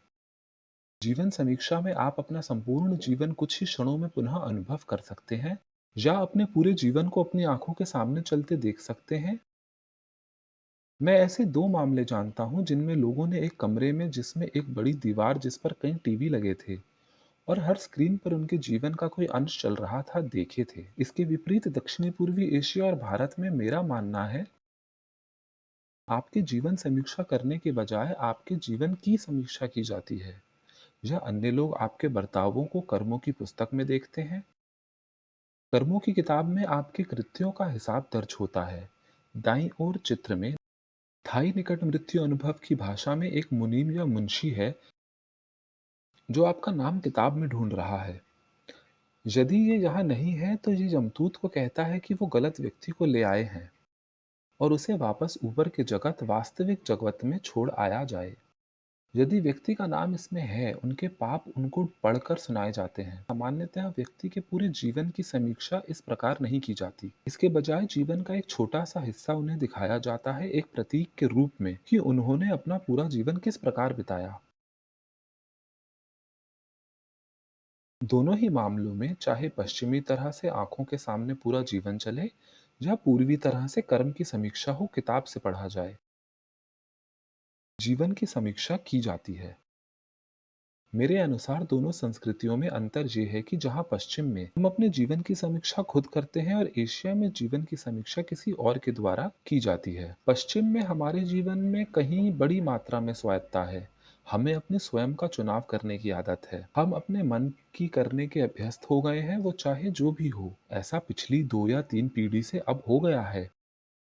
अपना सपना ढूंढो एक उक्ति है जिसे पश्चिमी लोग पहचानते हैं और इज्जत देते हैं। एशिया में जो अभी तक खासा पारंपरिक है, भारत में जो अभी भी जाति प्रथा में उलझा हुआ है, कम से कम अल्प शिक्षित हिंदू जगत में, जहां आप अपने सपने नहीं जीते, आप अपने पिता के काम धंधे को जीते हैं। अगर आप एक लड़की हैं, आप अपनी माँ का काम जीती हैं, जो लगभग हमेशा ही माँ और गृहिणी का काम करती है। अगला पड़ाव निकट मृत्यु अनुभवों का, मृत्यु प्रक्रिया का अगला पड़ाव अतीन्द्रिय अनुभव कहा गया है और ये कई रूप ले सकता है, पर सबसे आम है स्वर्ग का विचरण।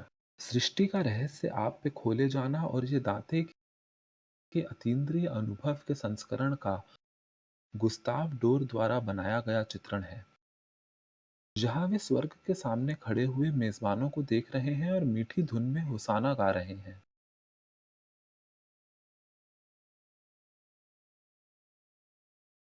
बाएं ओर के चित्र में ब्रहामलाया, जिनकी किताब कुछ देर पहले हमने देखी थी, वे इंद्रलोक का विचरण कर रहे हैं। इंद्र का स्वर्ग, बौद्ध जगत में कई स्वर्ग होते हैं, एक के ऊपर एक। उसमें सबसे ऊपर बौद्ध देश होता है, जो बौद्धों का साम्राज्य होता है।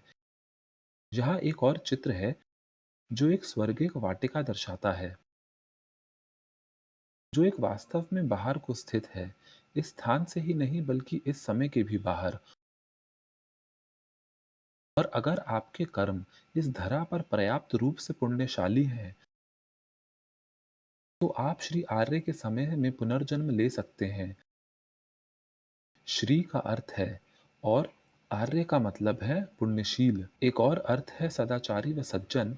दाईं ओर आपको लोग मणि वृक्ष से रत्न तोड़ते दिखाई देंगे। मणि वृक्ष मतलब इच्छा पूर्ति वृक्ष, जो इसी स्वर्ग में मिलता है। आप यहाँ स्वर्ग में जा सकते हैं, पेड़ों से रत्न तोड़ सकते हैं और वो भी अपने साथी के साथ, और अपनी वृद्धावस्था का समय दौलत इकट्ठे करते हुए आराम से गुजार सकते हैं। एक और स्वर्ग बाईं ओर, इसे मैं काफी तरजीह देता हूँ, जहाँ सब कुछ है, रूमानी और यौन इच्छा पूर्ति भी।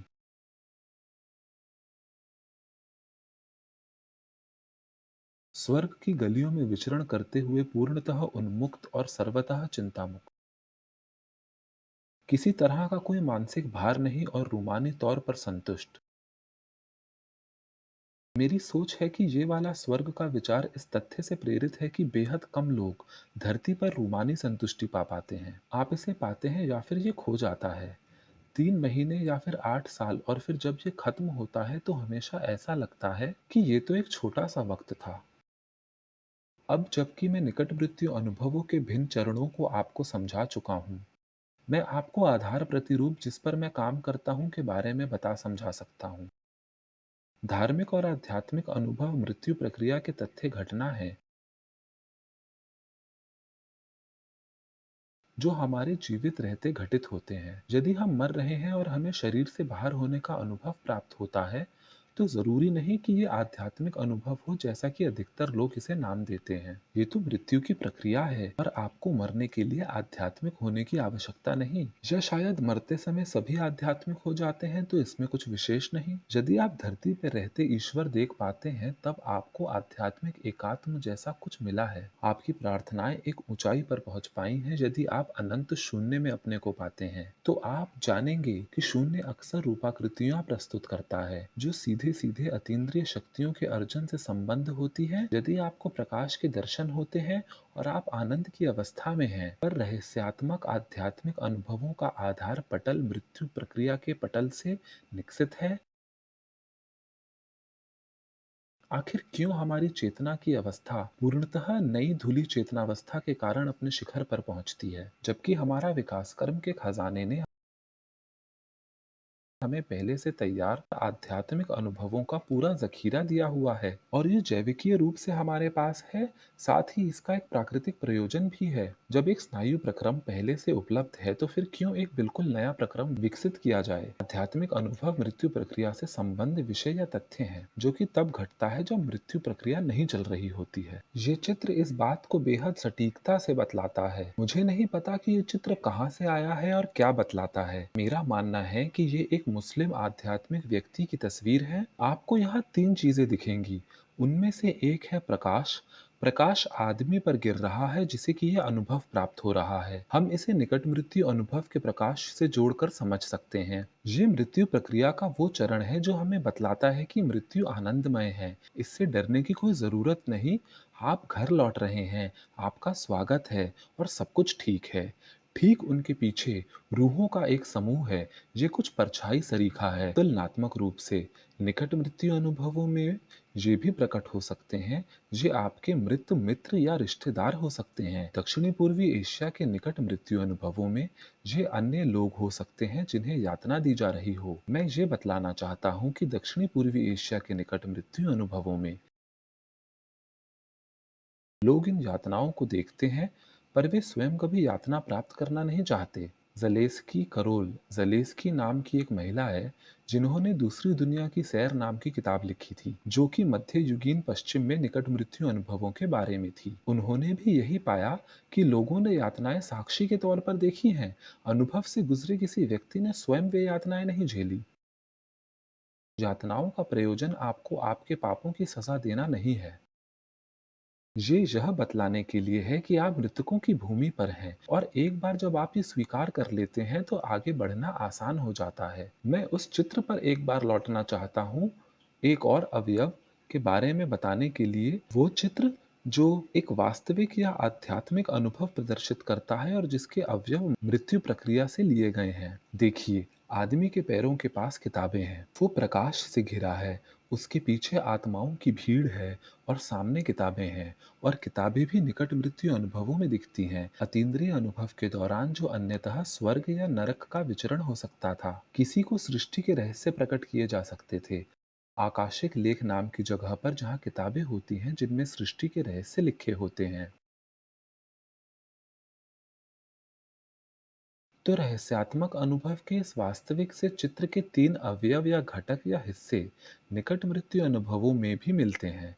उनकी आकृति या रूप थोड़ा बहुत अलग जरूर हो सकता है। काश मुझे पता होता कि किसकी कहानी इस चित्र पर है, क्योंकि ये सबसे ज्यादा कहने वाली एक तस्वीर है जिसमें मृत्यु प्रक्रिया के अवयव जीवन के दौरान किस तरह आकार ले सकते हैं और आध्यात्मिक अनुभव उत्पन्न कर सकते हैं, इसे बतलाया गया है। अगले चरण पर जाने से पहले मैं एक पल को यहाँ रुकना चाहता हूँ और बताना चाहता हूँ कि आप इस प्रकार की जानकारी से क्या कर सकते हैं। शायद मैंने जो भी कहा वो आपने स्वीकार कर लिया होगा क्योंकि मैंने कहा, और सोचा होगा कि किसी प्रकार जब मृत्यु का क्षण आएगा तो आप अपने जीवन की समीक्षा करेंगे। इसका क्या अर्थ या प्रयोजन। इस समझ के सबसे नजदीक और सबसे ज्यादा मेल खाने वाला जो आध्यात्मिक अभ्यास है वो है जीसस और उनके बाद आने वाले कई लोगों द्वारा दिया गया सूत्र और वो सूत्र है पश्चाताप। अंत निकट है। आपको नहीं मालूम कि आप कब मृत्यु को प्राप्त होने वाले हैं। आप बैठे हैं, इस कार्यक्रम को देख रहे हैं, इस दौरान एक उल्का अंतरिक्ष से आकर गिर सकती है, आपकी छाती को चीरते हुए आपका अंत कर सकती है, इसी क्षण, इसी जगह, और सब खत्म। कोई अनजानी गड़बड़ी आपके शरीर में पैदा हो सकती है इसी वक्त, और सब खत्म। हर क्षण, हर वक्त इस सत्य का सामना करने के लिए तैयार रहिए कि आप यहाँ पर हमेशा के लिए नहीं हैं। जीसस की पश्चाताप की शिक्षा मेरे अनुसार मात्र अपने पापों के लिए पछतावे से कहीं अधिक है। मुझे लगता है उनका मानना था, और इस अर्थ को मानने वाला मैं अकेला प्राणी भी हो सकता हूँ।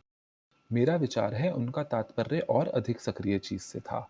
मेरे अनुसार उनका मानना था कि आप जिंदगी में झांकिए, अपने द्वारा की गई चीज़ों की तरफ देखिए और अपने आप से पूछिए कि आपको इसके बारे में कैसा महसूस होता है। इस प्रक्रिया में कुछ समय खर्च कीजिए, अपने व्यवहारों की स्मृतियां और अपनी भावनात्मक प्रतिक्रियाओं को उत्पन्न होने दें, और भविष्य में अपने द्वारा किए जाने वाले व्यवहार और कृत्यों को आकार दें। क्या आप एक पीड़ित व्यक्ति को नजरअंदाज करके आगे गुजर गए थे, और जब आप इस बारे में सोचते हैं आपको अच्छा नहीं लगता? जल्द ही एक और पीड़ित व्यक्ति आपके सामने आएगा, उनके प्रति बेहतर बर्ताव रखिएगा। क्या कोई ज़रूरतमंद था, या किसी निर्भर के प्रति आपने कटु शब्द कहे? अब आपको इसके बारे में कैसा लगता है? इसके बारे में बहुत ज़्यादा चिंता मत कीजिए। जल्द ही कुछ और कमज़ोर और ज़रूरतमंद लोग आपके रास्ते से गुजरेंगे। उनके प्रति पहले किए गए व्यवहार से बेहतर व्यवहार कीजिए। अपने खुद के विचार, खुद की जीवन समीक्षा का प्रयोग कीजिए। मरने से पहले आपके आज के जीवन और जब आप मृत्यु के समीप हों के बीच के वक्त को आकार और मायने देने के लिए, ये विज्ञान की भाषा नहीं है, पर भली प्रकार से जिए, क्योंकि अंत निकट है। पर मैं एक मनुष्य हूँ, और मैं आपसे इस दृष्टिकोण से भी बात कहना चाहता हूँ। साधारण सी उक्ति पश्चाताप कीजिए। मृत्यु नजदीक है। चाहे नजदीक का मतलब 2 मिनट हो या फिर 2 दशक हो। ये एक बेहद शक्तिशाली वाक्य है, बशर्ते पछतावा हो। अपने कृत्यों पर निर्णय की दृष्टि से नहीं, उनको जितना संभव हो सके उतना सुधारने की दृष्टि से। आप जितना समय इसमें लगाएंगे, आप पाएंगे कि आपकी जिंदगी उतनी ही अधिक बदल गई है। मैंने भी ये अभ्यास और कोशिश की है जब मैं निकट मृत्यु अनुभवों का अध्ययन कर रहा था, और मैंने पाया कि हालांकि ऐसे क्षण आए थे जब मैंने बहुत छोटा और असुखकर महसूस किया था उस चीजों को सोचकर जो मैंने अपने जीवन में पहले किया था, पर अब मैं जानता हूँ कि मैं आज बेहतर हूँ पहले के मुकाबले, और मैं आप सबके लिए भी यही दुआ करता हूँ। ये कहने के बाद चलिए निगाह डालते हैं कि कैसे दिमाग ईश्वर के अनुभव को उत्पन्न करता है, जो आज की चर्चा का मूल विषय है। दिमाग किस तरह से ईश्वर का अनुभव उत्पन्न करता है, इसे समझने के लिए हमें लिम्बिक तंत्र के कुछ हिस्सों पर निगाह डालने की जरूरत है। ये हिस्से दिमाग की कुछ भीतरी संरचनाएं हैं।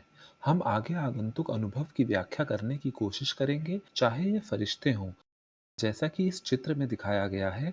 ये तस्वीर मेरे घर पर भी है, या वो नकारात्मक चीज जैसे दैत्य हो, या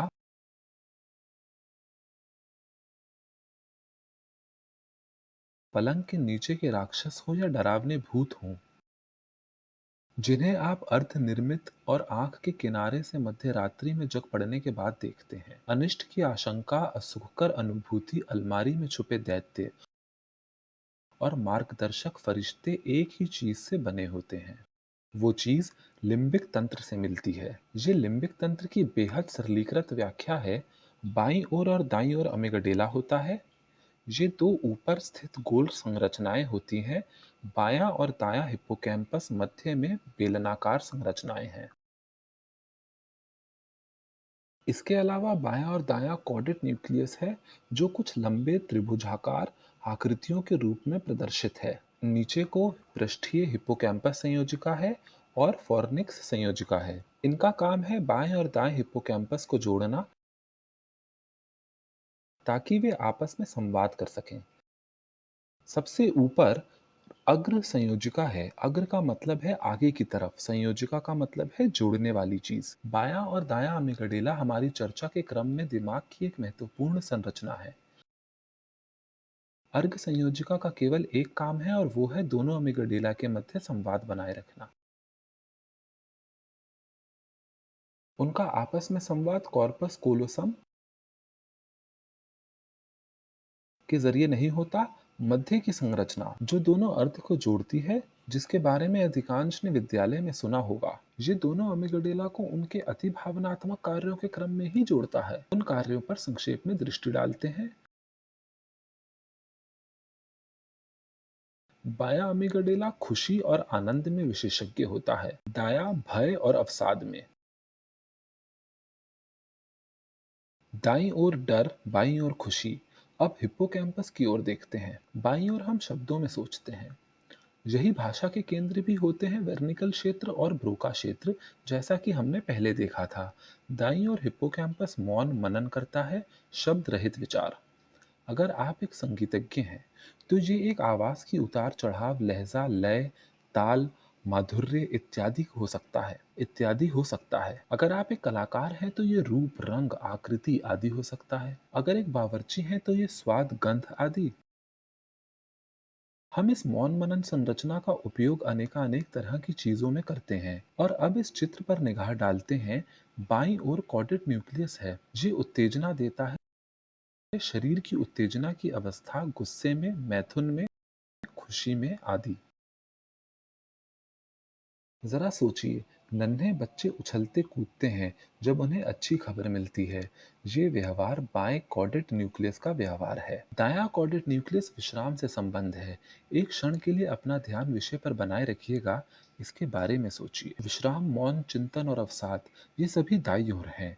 जब आप अवसाद में होते हैं, तो आप आलस की हद तक विश्राम कर सकते हैं। आपको सच में बिस्तर से उठ पाने तक में दिक्कत हो सकती है और शब्द रहित महसूस कर सकते हैं। अवसादग्रस्त लोग को शब्द ढूंढने में परेशानी होती है। ये सब दिमाग के दाएं अर्ध का विषय है। बाएं ओर है खुशी, उत्तेजना और शब्दों में सोचना। उदाहरणार्थ, मान ले हमें कोई खुशखबरी मिली, ऐसा कुछ जिसकी वजह से हम बेहद खुश हैं और हमारा शरीर सच में उत्तेजना से भर जाता है। आपको एक खुशखबरी मिलती है, आपको खड़ा होना ही पड़ता है। शांत रह पाना बेहद मुश्किल होता है जब ऐसा कुछ घटित हो जिससे आप बहुत खुश हों। अगर उस खुशी, उस आनंद का स्रोत आध्यात्मिक प्रकृति का है, आप छत पर खड़े होकर चिल्लाने जैसा महसूस कर सकते हैं। आपको एक शक्तिशाली उत्कंठा महसूस हो सकती है कि आप अपनी अनुभूति, समझ और अनुभव को शब्दों में अभिव्यक्त करें। ऐसे लोग जिन्हें बार बार आध्यात्मिक अनुभव होते हैं, बिना किसी आध्यात्मिक गुरु के मार्गदर्शन के, वे पत्रों और कॉपियों की अंबार लगा देते हैं, लिख लिख कर। मैं फिर बता रहा हूँ, खुशी, उत्तेजना और शाब्दिक चिंतन मस्तिष्क के एक ही तरफ से नियंत्रित होते हैं। ये व्यवस्था अर्थपूर्ण है, ये तार्किक है और इसे समझना महत्वपूर्ण है। कैसे हमारा दिमाग ईश्वर का अनुभव पैदा करता है और समझ पाने के क्रम में। ये भय से शुरू होता है। दायां अमीगडाला कुछ सक्रिय होता है और हमें भय, व्यग्रता या फिर खिन्नता और उदासी का अनुभव होता है। दाईं ओर का अमीगडाला कुछ सक्रिय होने लगता है। चित्र में इसे नारंगी रंग से दर्शाया गया है, जो स्नायु सक्रियता इंगित करता है। दाईं ओर की अन्य संरचनाएं भी सक्रिय हैं, पर ज्यादा नहीं।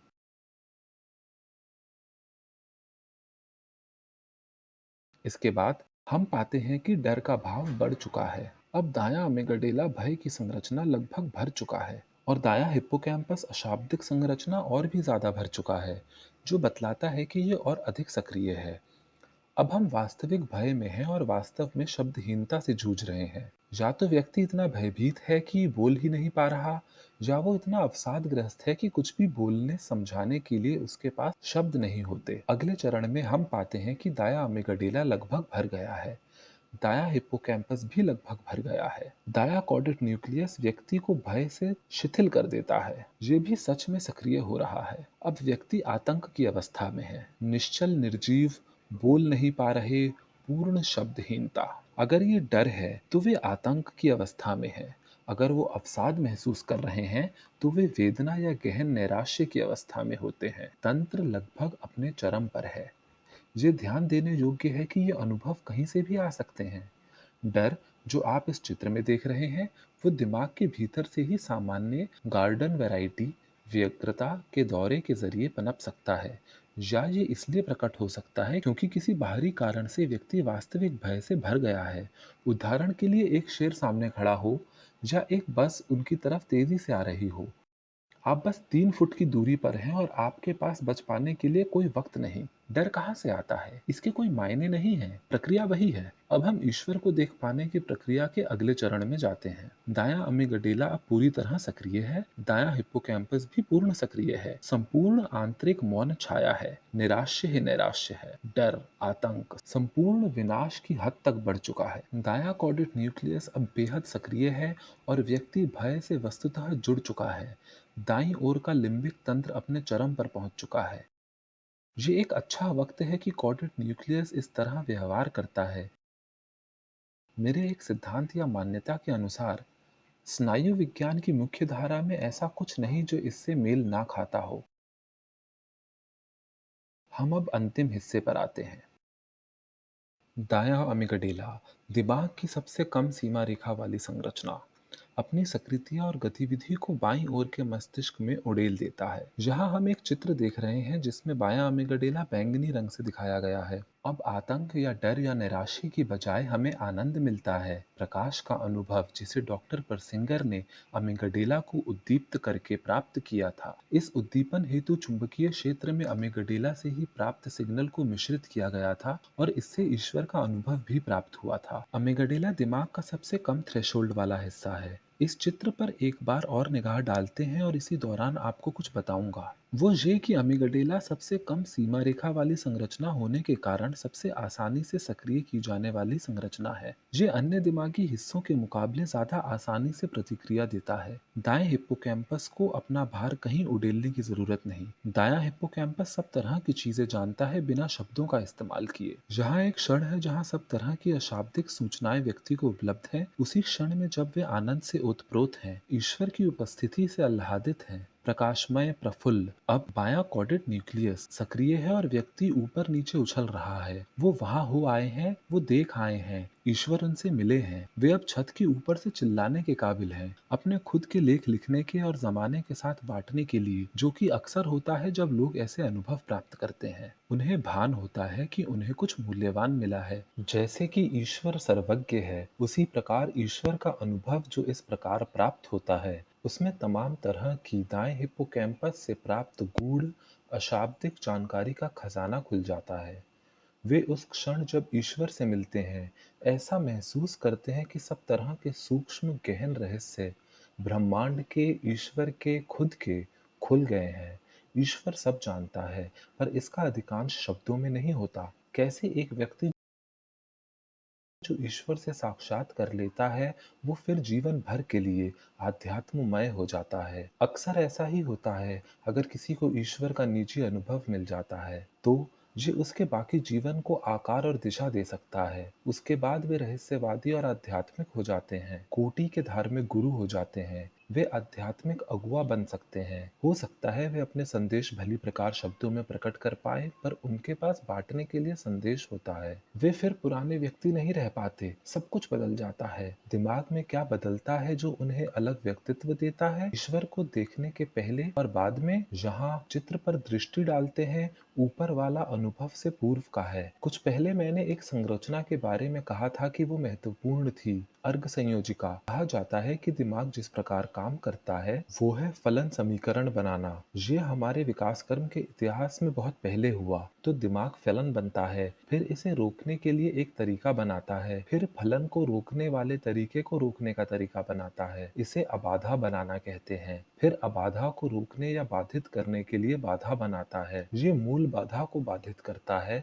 दिमाग बाधाओं की परतों में काम करता है। इसमें सब कुछ ऑन या चालू रहता है हर वक्त, जब तक कि किसी विशेष बटन या बाधा को विशेष रूप से बंद करने को ना कहा जाए। सब कुछ काम करता रहता है हर वक्त। कहा जाता है कि हम अपने दिमाग का मात्र 10% ही इस्तेमाल करते हैं, बाकी के 90% स्नायु वैज्ञानिक खुला रिक्त स्थान के लिए होता है, जिसकी जरूरत हमें स्वस्थ और मानसिक रूप से संतुलित बने रहने के लिए होती है। इसलिए इसकी भी आवश्यकता होती है, क्योंकि इसका कुछ प्रतिशत मौन रूप से दिमाग में चलती रहने वाली गतिविधियों पर नजर रखे रहता है और आसपास की दुनिया पर नजर रखे हुए होता है, ताकि वो ये निर्णय ले सके कि क्या बाधित करना है और क्या अबाधित करना है। अगर हम अपने दिमाग का पूरा 100% पहले ही इस्तेमाल कर चुके होते, तो हमें काफी पीड़ा और शायद मिर्गी के दौरे जैसी अवस्था में होते। लगातार बना रहने वाला मिर्गी का दौरा। क्यों? क्योंकि यही एक अकेला तरीका है जिसमें एक साथ पूर्ण 100% इस्तेमाल किया जा सकता है। आप इस अवस्था में ज्यादा देर नहीं रुकते, क्योंकि आप जल्दी ही मर जाते। एक बार इस स्लाइड को थोड़ा सा समय देते हैं। आप देखते हैं कि ईश्वर को देखने से पहले दोनों दिशाओं में संवाद है, दाएं अमेगडाला से बाईं ओर और बाएं अमेगडाला से दाईं ओर, लगभग बराबर मात्रा में। असल में मात्रा कभी बराबर नहीं होती, ये अलग अलग दिमागों के लिए अलग अलग होती है। खुश लोगों में ज्यादा संचार दाएं से बाईं ओर होता है, जिससे बाईं ओर ज्यादा आवक होती है। नाखुश लोगों में इसका उल्टा होता है, जिससे दायां भाग, दायां अमिगडेला, भय वाला अमिगडेला, निराश और उदास अमिगडेला की तरफ ज्यादा संचार होता है। पर मान लेते हैं कि हमारे पास एक संतुलित मध्य रेखा दिमाग है। ऊपर को संचार दोनों की तरफ हो रहा है। तल में एक बड़े स्नायु वैज्ञानिक गतिविधि के झटके के बाद गतिविधि दाएं से बाईं ओर को स्थानांतरित हो जाती है, जो बाधित गतिविधि या सक्रियता को दाएं से बाईं ओर जाने के लिए सेतु उपलब्ध करा देती है। इस बाधा के हटते ही वो अनुभव जो अन्यथा भय पैदा करते, दाएं अमिगडेला की सक्रियता बाएं अमिगडेला की तरफ उड़ेली जा सकती है। तो वो चीजें जो भय और पीड़ा करती, उदासी या निराशा पैदा करती,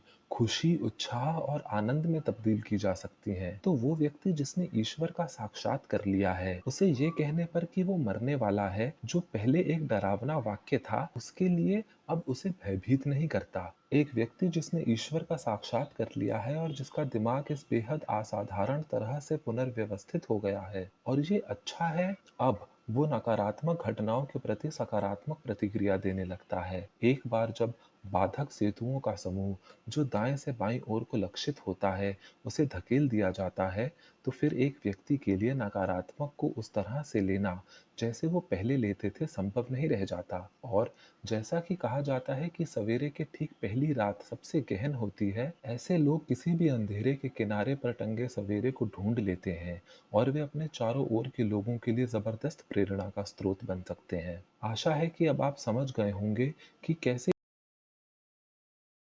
ईश्वर से मिलने के बाद दिमाग बदल जाता है और क्यों ईश्वर का साक्षात वो प्रक्रिया है जो जीवन में फिर खत्म नहीं होती।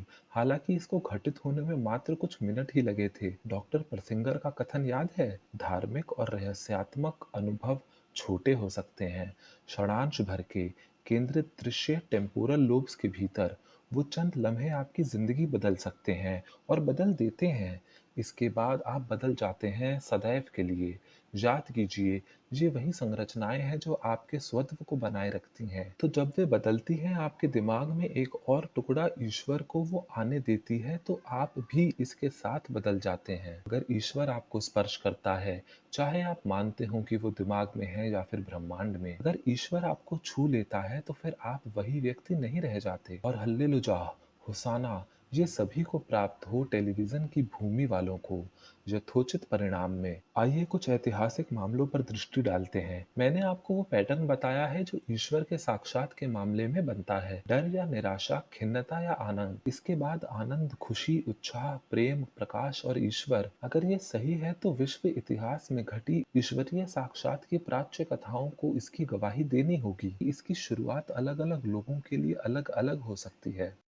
बेहद भिन्न परिस्थितियां वो शुरुआती भय और व्यग्रता उत्पन्न करने के लिए उत्तरदायी हो सकती है। मैं जोसेफ स्मिथ, जो मॉर्मन पंथ के संस्थापक हैं, को दिखाई दिए फरिश्ते के मामले में बात शुरू करता हूँ। जोसेफ स्मिथ को एक जबरदस्त समस्या थी। आज हमें शायद ये कोई समस्या ना लगे, निश्चित रूप से इतनी बड़ी नहीं कि इसकी वजह से कोई निराशा में चला जाए, पर इसकी वजह से वो सुध बुध खो बैठे थे। वो ये निर्णय नहीं ले पा रहे थे कि वे किस संप्रदाय को चुने। वो ईसाई ही बनना चाहते थे, पर उन्हें समझ नहीं आ रहा था कि कैथोलिक या प्रेस्बिटेरियन या एपिस्कोपालियन या कोई अन्य समुदाय चुने जो 19वीं शताब्दी के मध्य में पश्चिमी हिस्से में प्रचलित व उपलब्ध थे। इस निर्णय ने उन्हें सच में विदीर्ण कर रखा था। ये समस्या यहाँ तक बढ़ गई कि वे निराशे का शिकार हो गए, क्योंकि उन्हें उनके भीतर एक तीव्र वास्तविक आध्यात्मिक प्यास महसूस हो रही थी। वो ईश्वर के साथ संपर्क में आना चाहते थे। उनके लिए बेहद जरूरी मसला था। ये ऐसा सवाल नहीं था कि मैं चर्च जाऊं या नहीं जाऊं, बल्कि कुछ ऐसा था कि कैथोलिक सही है या बैप्टिस्ट सही है। वो गिरजे के माध्यम से ईश्वर को महसूस करना चाहते थे। तब सब लोग कृषि फार्मों में रहते थे और सिर्फ इतवारों को ही दूसरे लोगों से मिल पाते थे। चर्च में या तब मिल पाते थे जब शहर को जाना होता था, जिसका मतलब होता था कि या तो आप खर्च करेंगे या फिर कुछ कमाई। गिरजाघर की सदस्यता मात्र की इतनी महत्ता आज अधिकांश लोगों की समझ से परे है। ये सब कुछ इस स्तर तक पहुंच गया कि अंततः वे ऐसी अवस्था में पहुंच गए कि यह टूट गया। ईश्वर उनके सामने प्रकट हुए, या एक फरिश्ता उनके सामने प्रकट हुआ और उस फरिश्ते ने उन्हें संदेश दिया कि उसका ध्येय उसका काम इस संसार में, उसका उद्देश्य एक पैगंबर का काम करना था। उसने उसे ये भी बताया कि एक निश्चित स्थान विशेष पर उसे एक किताब, जिसमें पन्ने सुनहरे होंगे, मिलेगी, जिसमें एक नई इबारत होगी। जोसेफ स्मिथ सभी स्रोत यही कहते हैं, गया और उसे वो किताब मिल गई। और फिर इस फरिश्ते के साथ काम करते हुए एक सीधे संवाद के जरिए वो सक्षम था कि ईश्वर और फरिश्ते से लगातार संवाद कर सकता था, क्योंकि उसका दिमाग बदल चुका था। उन्होंने उस किताब को भाषांतरित किया और अब ये किताब मॉर्मॉन की किताब कहलाती है, जो किताबों की दुकानों पर उपलब्ध है या मॉर्मॉन चर्च में मिल जाएगी। चलिए अब एक बिल्कुल भिन्न संस्कृति की बात करते हैं। ये तस्वीर है रामकृष्ण परमहंस की, प्रसिद्ध भारतीय आध्यात्मिक गुरु। कहानी ये है कि जब वे काली माँ की पूजा कर रहे थे, उनके मन में एक प्रश्न उठा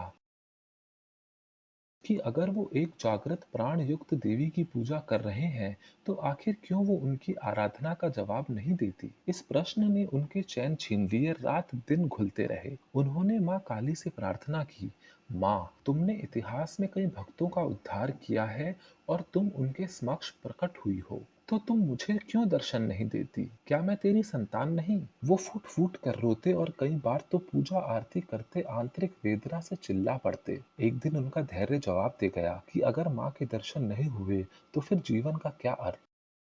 नैराश्य में उन्होंने आत्मघात का विचार कर लिया। मंदिर की दीवार पर टंगी खड़ग उठा। खड़ग मालिका का शस्त्र है। वे स्वयं पर वार करने को उद्यत हुए ही थे कि अचानक उन्होंने देवी से एक प्रकाश पुंज प्रस्फुटित होते देखा। परमहंस उन प्रकाश रश्मियों से नहा गए और आनंद और प्रकाश से अभिभूत हो उठे। इसके बाद वे माँ के सतत संपर्क में रहे। माँ काली, जो उनकी आराध्य देवी थी। वे भारत के सबसे प्रसिद्ध आध्यात्मिक गुरुओं में से एक हैं। रामकृष्ण परमहंस। परमहंस का अर्थ है परम और हंस। चूंकि हंस आकाश में विचरण करता है, पानी में तैरता है और पानी के भीतर भी डुबकी लगा देता है, अधो जगत के अर्थ में और धरती पर भी चलता है, तो सांकेतिक अर्थ है कि ये तीनों लोकों की यात्रा कर सकता है। ये श्वेत वर्ण भी है, जो शुचिता का प्रतीक है। माँ काली की प्रतिमा रक्त से आच्छादित है। एक वक्त पर उनकी पूर्ण कर्मकांड से पूजा में रक्त स्नान शामिल था, पर रामकृष्ण के लिए वो शुचिता, शुद्धता और प्रेम थी। वो उन्हें माँ कहते थे, क्योंकि काली के पवित्र सानिध्य में उन्हें वात्सल्य का भाव अनुभूत होता था।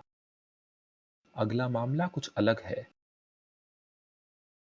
इसके लिए शामिल कर रहा हूँ कि इसमें एक असामान्य अपवाद है, और हर नियम का अपवाद तो खैर होता ही है। या कहें, कुछ नियम बेहद विचित्र और अपवाद स्वरूप परिस्थितियों में भी काम कर सकते हैं। ये है मिस्टर फॉस्टिना कोवाल्स्का, पवित्र फॉस्टिना। उन्हें एक पोप द्वारा पवित्रतामा भी घोषित किया गया था।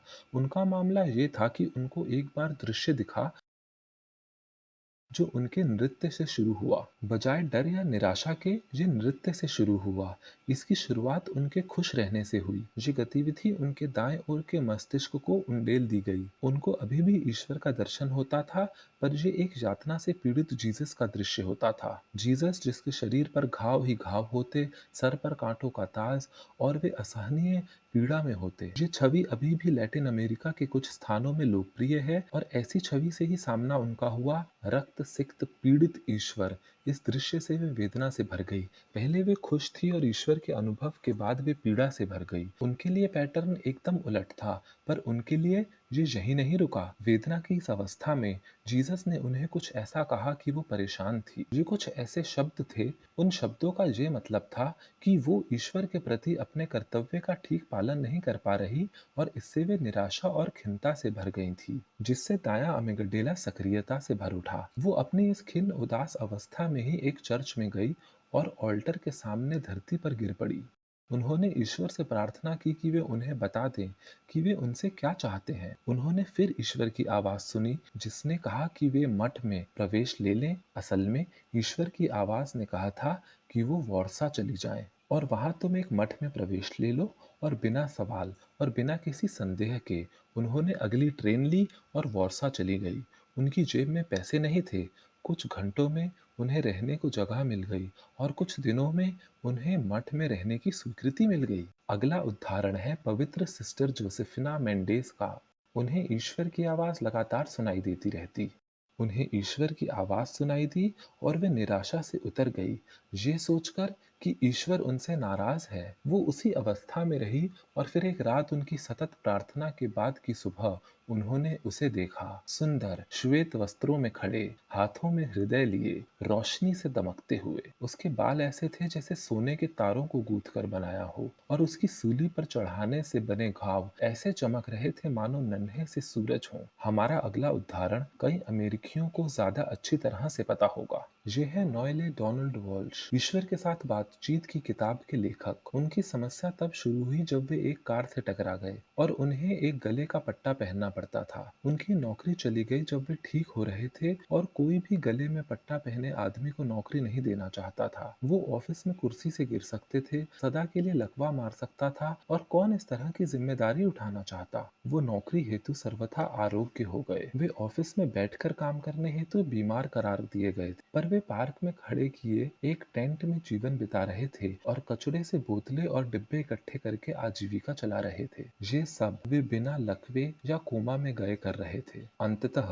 गले का ब्रेस उतरा। वो एक रेडियो में काम करते थे तो उन्होंने प्रति शनिवार का काम ओरेगोन के एक स्थानीय रेडियो स्टेशन में पकड़ा और अपने आप को समेटना शुरू किया। शुरू में बस उन्होंने अपना काम पकड़े रखा और पैसा खाने पर खर्च किया। पिज्जा की दुकान का पिज्जा बजाय कचरे के ढेर से निकाला हुआ पिज्जा। वो अपने बिना घर वाले दोस्तों को भी पिला देते और कुछ पैसे उन्हें दे देते। वो घर खरीदने के लिए पैसे बचाने लगे। एक छोटा सा घर खरीद लिया। अब उनके सर पर छत थी, आम लोगों की तरह। एक फ्रिज था जिसमें खाना था, भरा तो नहीं था पर खाना था। मुझे इस सब से बाहर आना है। मुझे अपनी जिंदगी एक बेघर आदमी की तरह नहीं बितानी। और अब मेरे गले में नेक ब्रेस भी नहीं है। एक दिन वो काम को निकले और वहां एक सूचना लिखी थी, कार्यालय बंद कर दिया गया है, दिवालिया घोषित। और सब कुछ बिखर गया। उनकी पहली निराशा जो धीमे धीमे उस तक आई थी, सबसे गहरी नहीं थी। इस बार आघात जबरदस्त था। ये तब हुआ जब वो ऊपर चढ़ने की कोशिश कर रहा था और अचानक उसके नीचे से कालीन खींच लिया गया। इस बार वो बेहद तीव्रता और कठोरता से गिरा। वे घर गए और सोफे पर गिर पड़े और फिर उन्हें ईश्वर की आवाज सुनाई दी, क्या अब पर्याप्त है? जब वे अंततः अपने अविश्वास से उबरे ताकि उस आवाज का जवाब दे सकें जो उन्होंने सुनी थी, तो आवाज ने उन पर एक और धार्मिक शिक्षा प्रकट की। क्या अब पर्याप्त है? क्योंकि तुम ही हो जिसने खुद ये पीड़ा उत्पन्न की है। उनकी किताब कन्वर्सेशंस ऑफ गॉड इस विशुद्ध धारणा से भरे हैं। ये शायद सबसे ज्यादा गूढ़ और आधुनिक धर्मशास्त्र में विशेष क्षेत्र की परास की दृष्टि से सबसे विस्तृत काम है। ये सच में बेहद मौलिक है। उन्होंने चीजें कहीं से उठाई नहीं है। हमारे पास बस कुछ एक मामले और हैं। एक है अविला की थरेसा का। मुझे नहीं पता कि उसका रोग क्या था। उसका रोग संभवतः उसके चिकित्सक थे। उसे तीव्र दर्द होता और वो कुछ खा नहीं पाती। एक बार वो पूरे एक महीने तक अपना शरीर हिला तक नहीं पाई थी, सिवाय उसकी नन्ही उंगली के। उसको जुलाब की दवा दी जाती, डॉक्टर आते और फिर उसे उल्टी करने को मजबूर करते। ये एक महीने तक रोज होता रहा। इस दौरान उसे ईश्वर की दिवा दर्शन होने लगे, इतने शानदार दृश्य कि उसके लिए इसे बता पाना संभव नहीं था। एक मुलायम सफेदी चमक से भरी जो आंखों को सुकून दे। ईश्वर के दर्शन या दृश्य का अंतिम उदाहरण आज के लिए है जीसस। जब वे जंगल में 40 दिन और रातों के लिए गए, शैतान से मिले। यहाँ हम उन्हें शैतान द्वारा लालायित किए जाने के प्रयास का दृश्य देख रहे हैं कि वे चोटी से कूद जाएं और फरिश्तों पर भरोसा करें कि वे उन्हें गिरने से पहले थाम लेंगे। ओल्ड टेस्टामेंट से उदाहरण है जो कहता है फरिश्ते तुझे हाथों में थाम लेंगे, पत्थरों को रोटी में बदल देंगे। जीसस उत्तर देते हैं, मनुष्य केवल रोटी पर जिंदा नहीं रहता। तुम मेरे पीछे आ जाओ शैतान, तुम मसीहा तुम्हारे प्रभु को लालच मत दो। और फिर जीसस के जीवन का अगला अध्याय, ये पहली दफा उपदेश देना शुरू करते हैं और शिष्य इकट्ठा करना शुरू करते हैं। हमें नहीं पता कि उनकी शैतान से मुलाकात के बाद और उपदेशक बनने से पहले के समय में क्या हुआ, पर मैं कयास लगाना चाहूंगा जो हुआ वो था एपोथियोसिस, एक धार्मिक अनुभव जो इतना गहरा और तीव्र था कि वो वस्तुतः अपने आप को ईश्वर अनुभव करने लगे। ईश्वर का अनुभव बाय अमेगडाला से प्रेरित होता है, जो एक सामाजिक मस्तिष्कीय संरचना है। ये अकेला आपको आनंद, प्रकाश और प्रेम अनुभव करा सकता है। ईश्वर के इत्र अमिगडाला की घ्राण ग्रंथियों से संबंध से उपजते हैं। ये ग्रंथियां हमारी नासिका के अंदर होती हैं। दायां हिप्पोकैम्पस आपको ईश्वर का अनंत ज्ञान उपलब्ध कराता है। ये एक संज्ञानात्मक चिंतन करने वाला अंग है। दाईं ओर ये शब्दों के बिना सोचता है, बाईं ओर ये शब्दों की सहायता से सोचता है, दाईं ओर ये त्रिविमीय आभास, स्मृति और स्वप्न जैसी चीजें करता है, जहां हम अपने स्वयं के पूरे संसार रच लेते हैं, जिससे हमारे लिए आसानी होती है कि हम अंदाजा लगा पाएं कि ईश्वर ने ब्रह्मांड रचा है, क्योंकि हमारा दायां हिप्पोकैम्पस आंतरिक संसार बनाता है, जो हम हर रात सोते समय देखते हैं और सुहाने सपने देखते हैं। एक दो मामले या कहानियां और प्रस्तुत कर सकता हूँ, और उसके अलावा भी कई कई कहानियां हैं, पर आज के लिए इतना ही। अंत में वे लोग जो ईश्वर में भरोसा करते हैं, उनके लिए मेरी सलाह है कि वो ऐसा करते रहें। और याद रखें कि यदि आप दुख और पीड़ा से गुजर रहे हैं और आपकी प्रार्थनाएं अनुत्तरित जा रही हैं, तो ऐसा शायद इसलिए कि ईश्वर भीतर या बाहर से आपको कुछ बाद में इसका उत्तर देगा। ऐसा शायद इसलिए भी कि वो आपको दुख और पीड़ा के जरिए कुछ सिखा रहा है, और जैसा कि हमने अभी देखा, पीड़ा के जरिए शक्तिशाली चीजें सीखी जा सकती हैं। तो ईश्वर को मत त्याग दीजिए, क्योंकि इस क्षण आपको लग सकता है कि वो आपकी प्रार्थनाएं स्वीकार नहीं कर रहा। उनके लिए जो ईश्वर में यकीन नहीं रखते और मानते हैं कि ईश्वर का अनुभव दिमागी अनुभव के अलावा और कुछ नहीं, इसका अर्थ ये नहीं कि उनको प्रार्थना की आवश्यकता नहीं, कि आप अपने स्वत्व बोध को दो अलग अलग अस्तित्व में नहीं बांट सकते, जिसे आप सीधा अनुभव कर पाएं या ना कर पाएं। आपको एक नई अंतर्दृष्टि प्रार्थना के दौरान दे सकती है। मैं हर दिन प्रार्थना करता हूँ, और मेरा निजी विश्वास है कि ईश्वर अधिकांशतः दिमाग का विषय है। कई हिंदुओं और बौद्धों की तरह मेरा मानना है कि यदि कभी मेरा ईश्वर से साक्षात होगा, तो मेरा सामना मेरे खुद के एक हिस्से से होगा, जो दिमाग से उत्पन्न है, पर ये मुझे प्रार्थना करने से नहीं रोकता। मुझे इसमें संतुष्टि मिलती है, और मुझे इसमें सभी तरह की नई अंतर्दृष्टियां, आशा, शांति और तमाम तरह के आध्यात्मिक मूल्य मिलते हैं, बिना पारंपरिक ईश्वर में विश्वास किए। तो इस प्रकार आप में से वे जो ईश्वर में भरोसा नहीं करते, उनको मैं कहना चाहता हूँ कि ईश्वर आपकी मदद करे। धन्यवाद।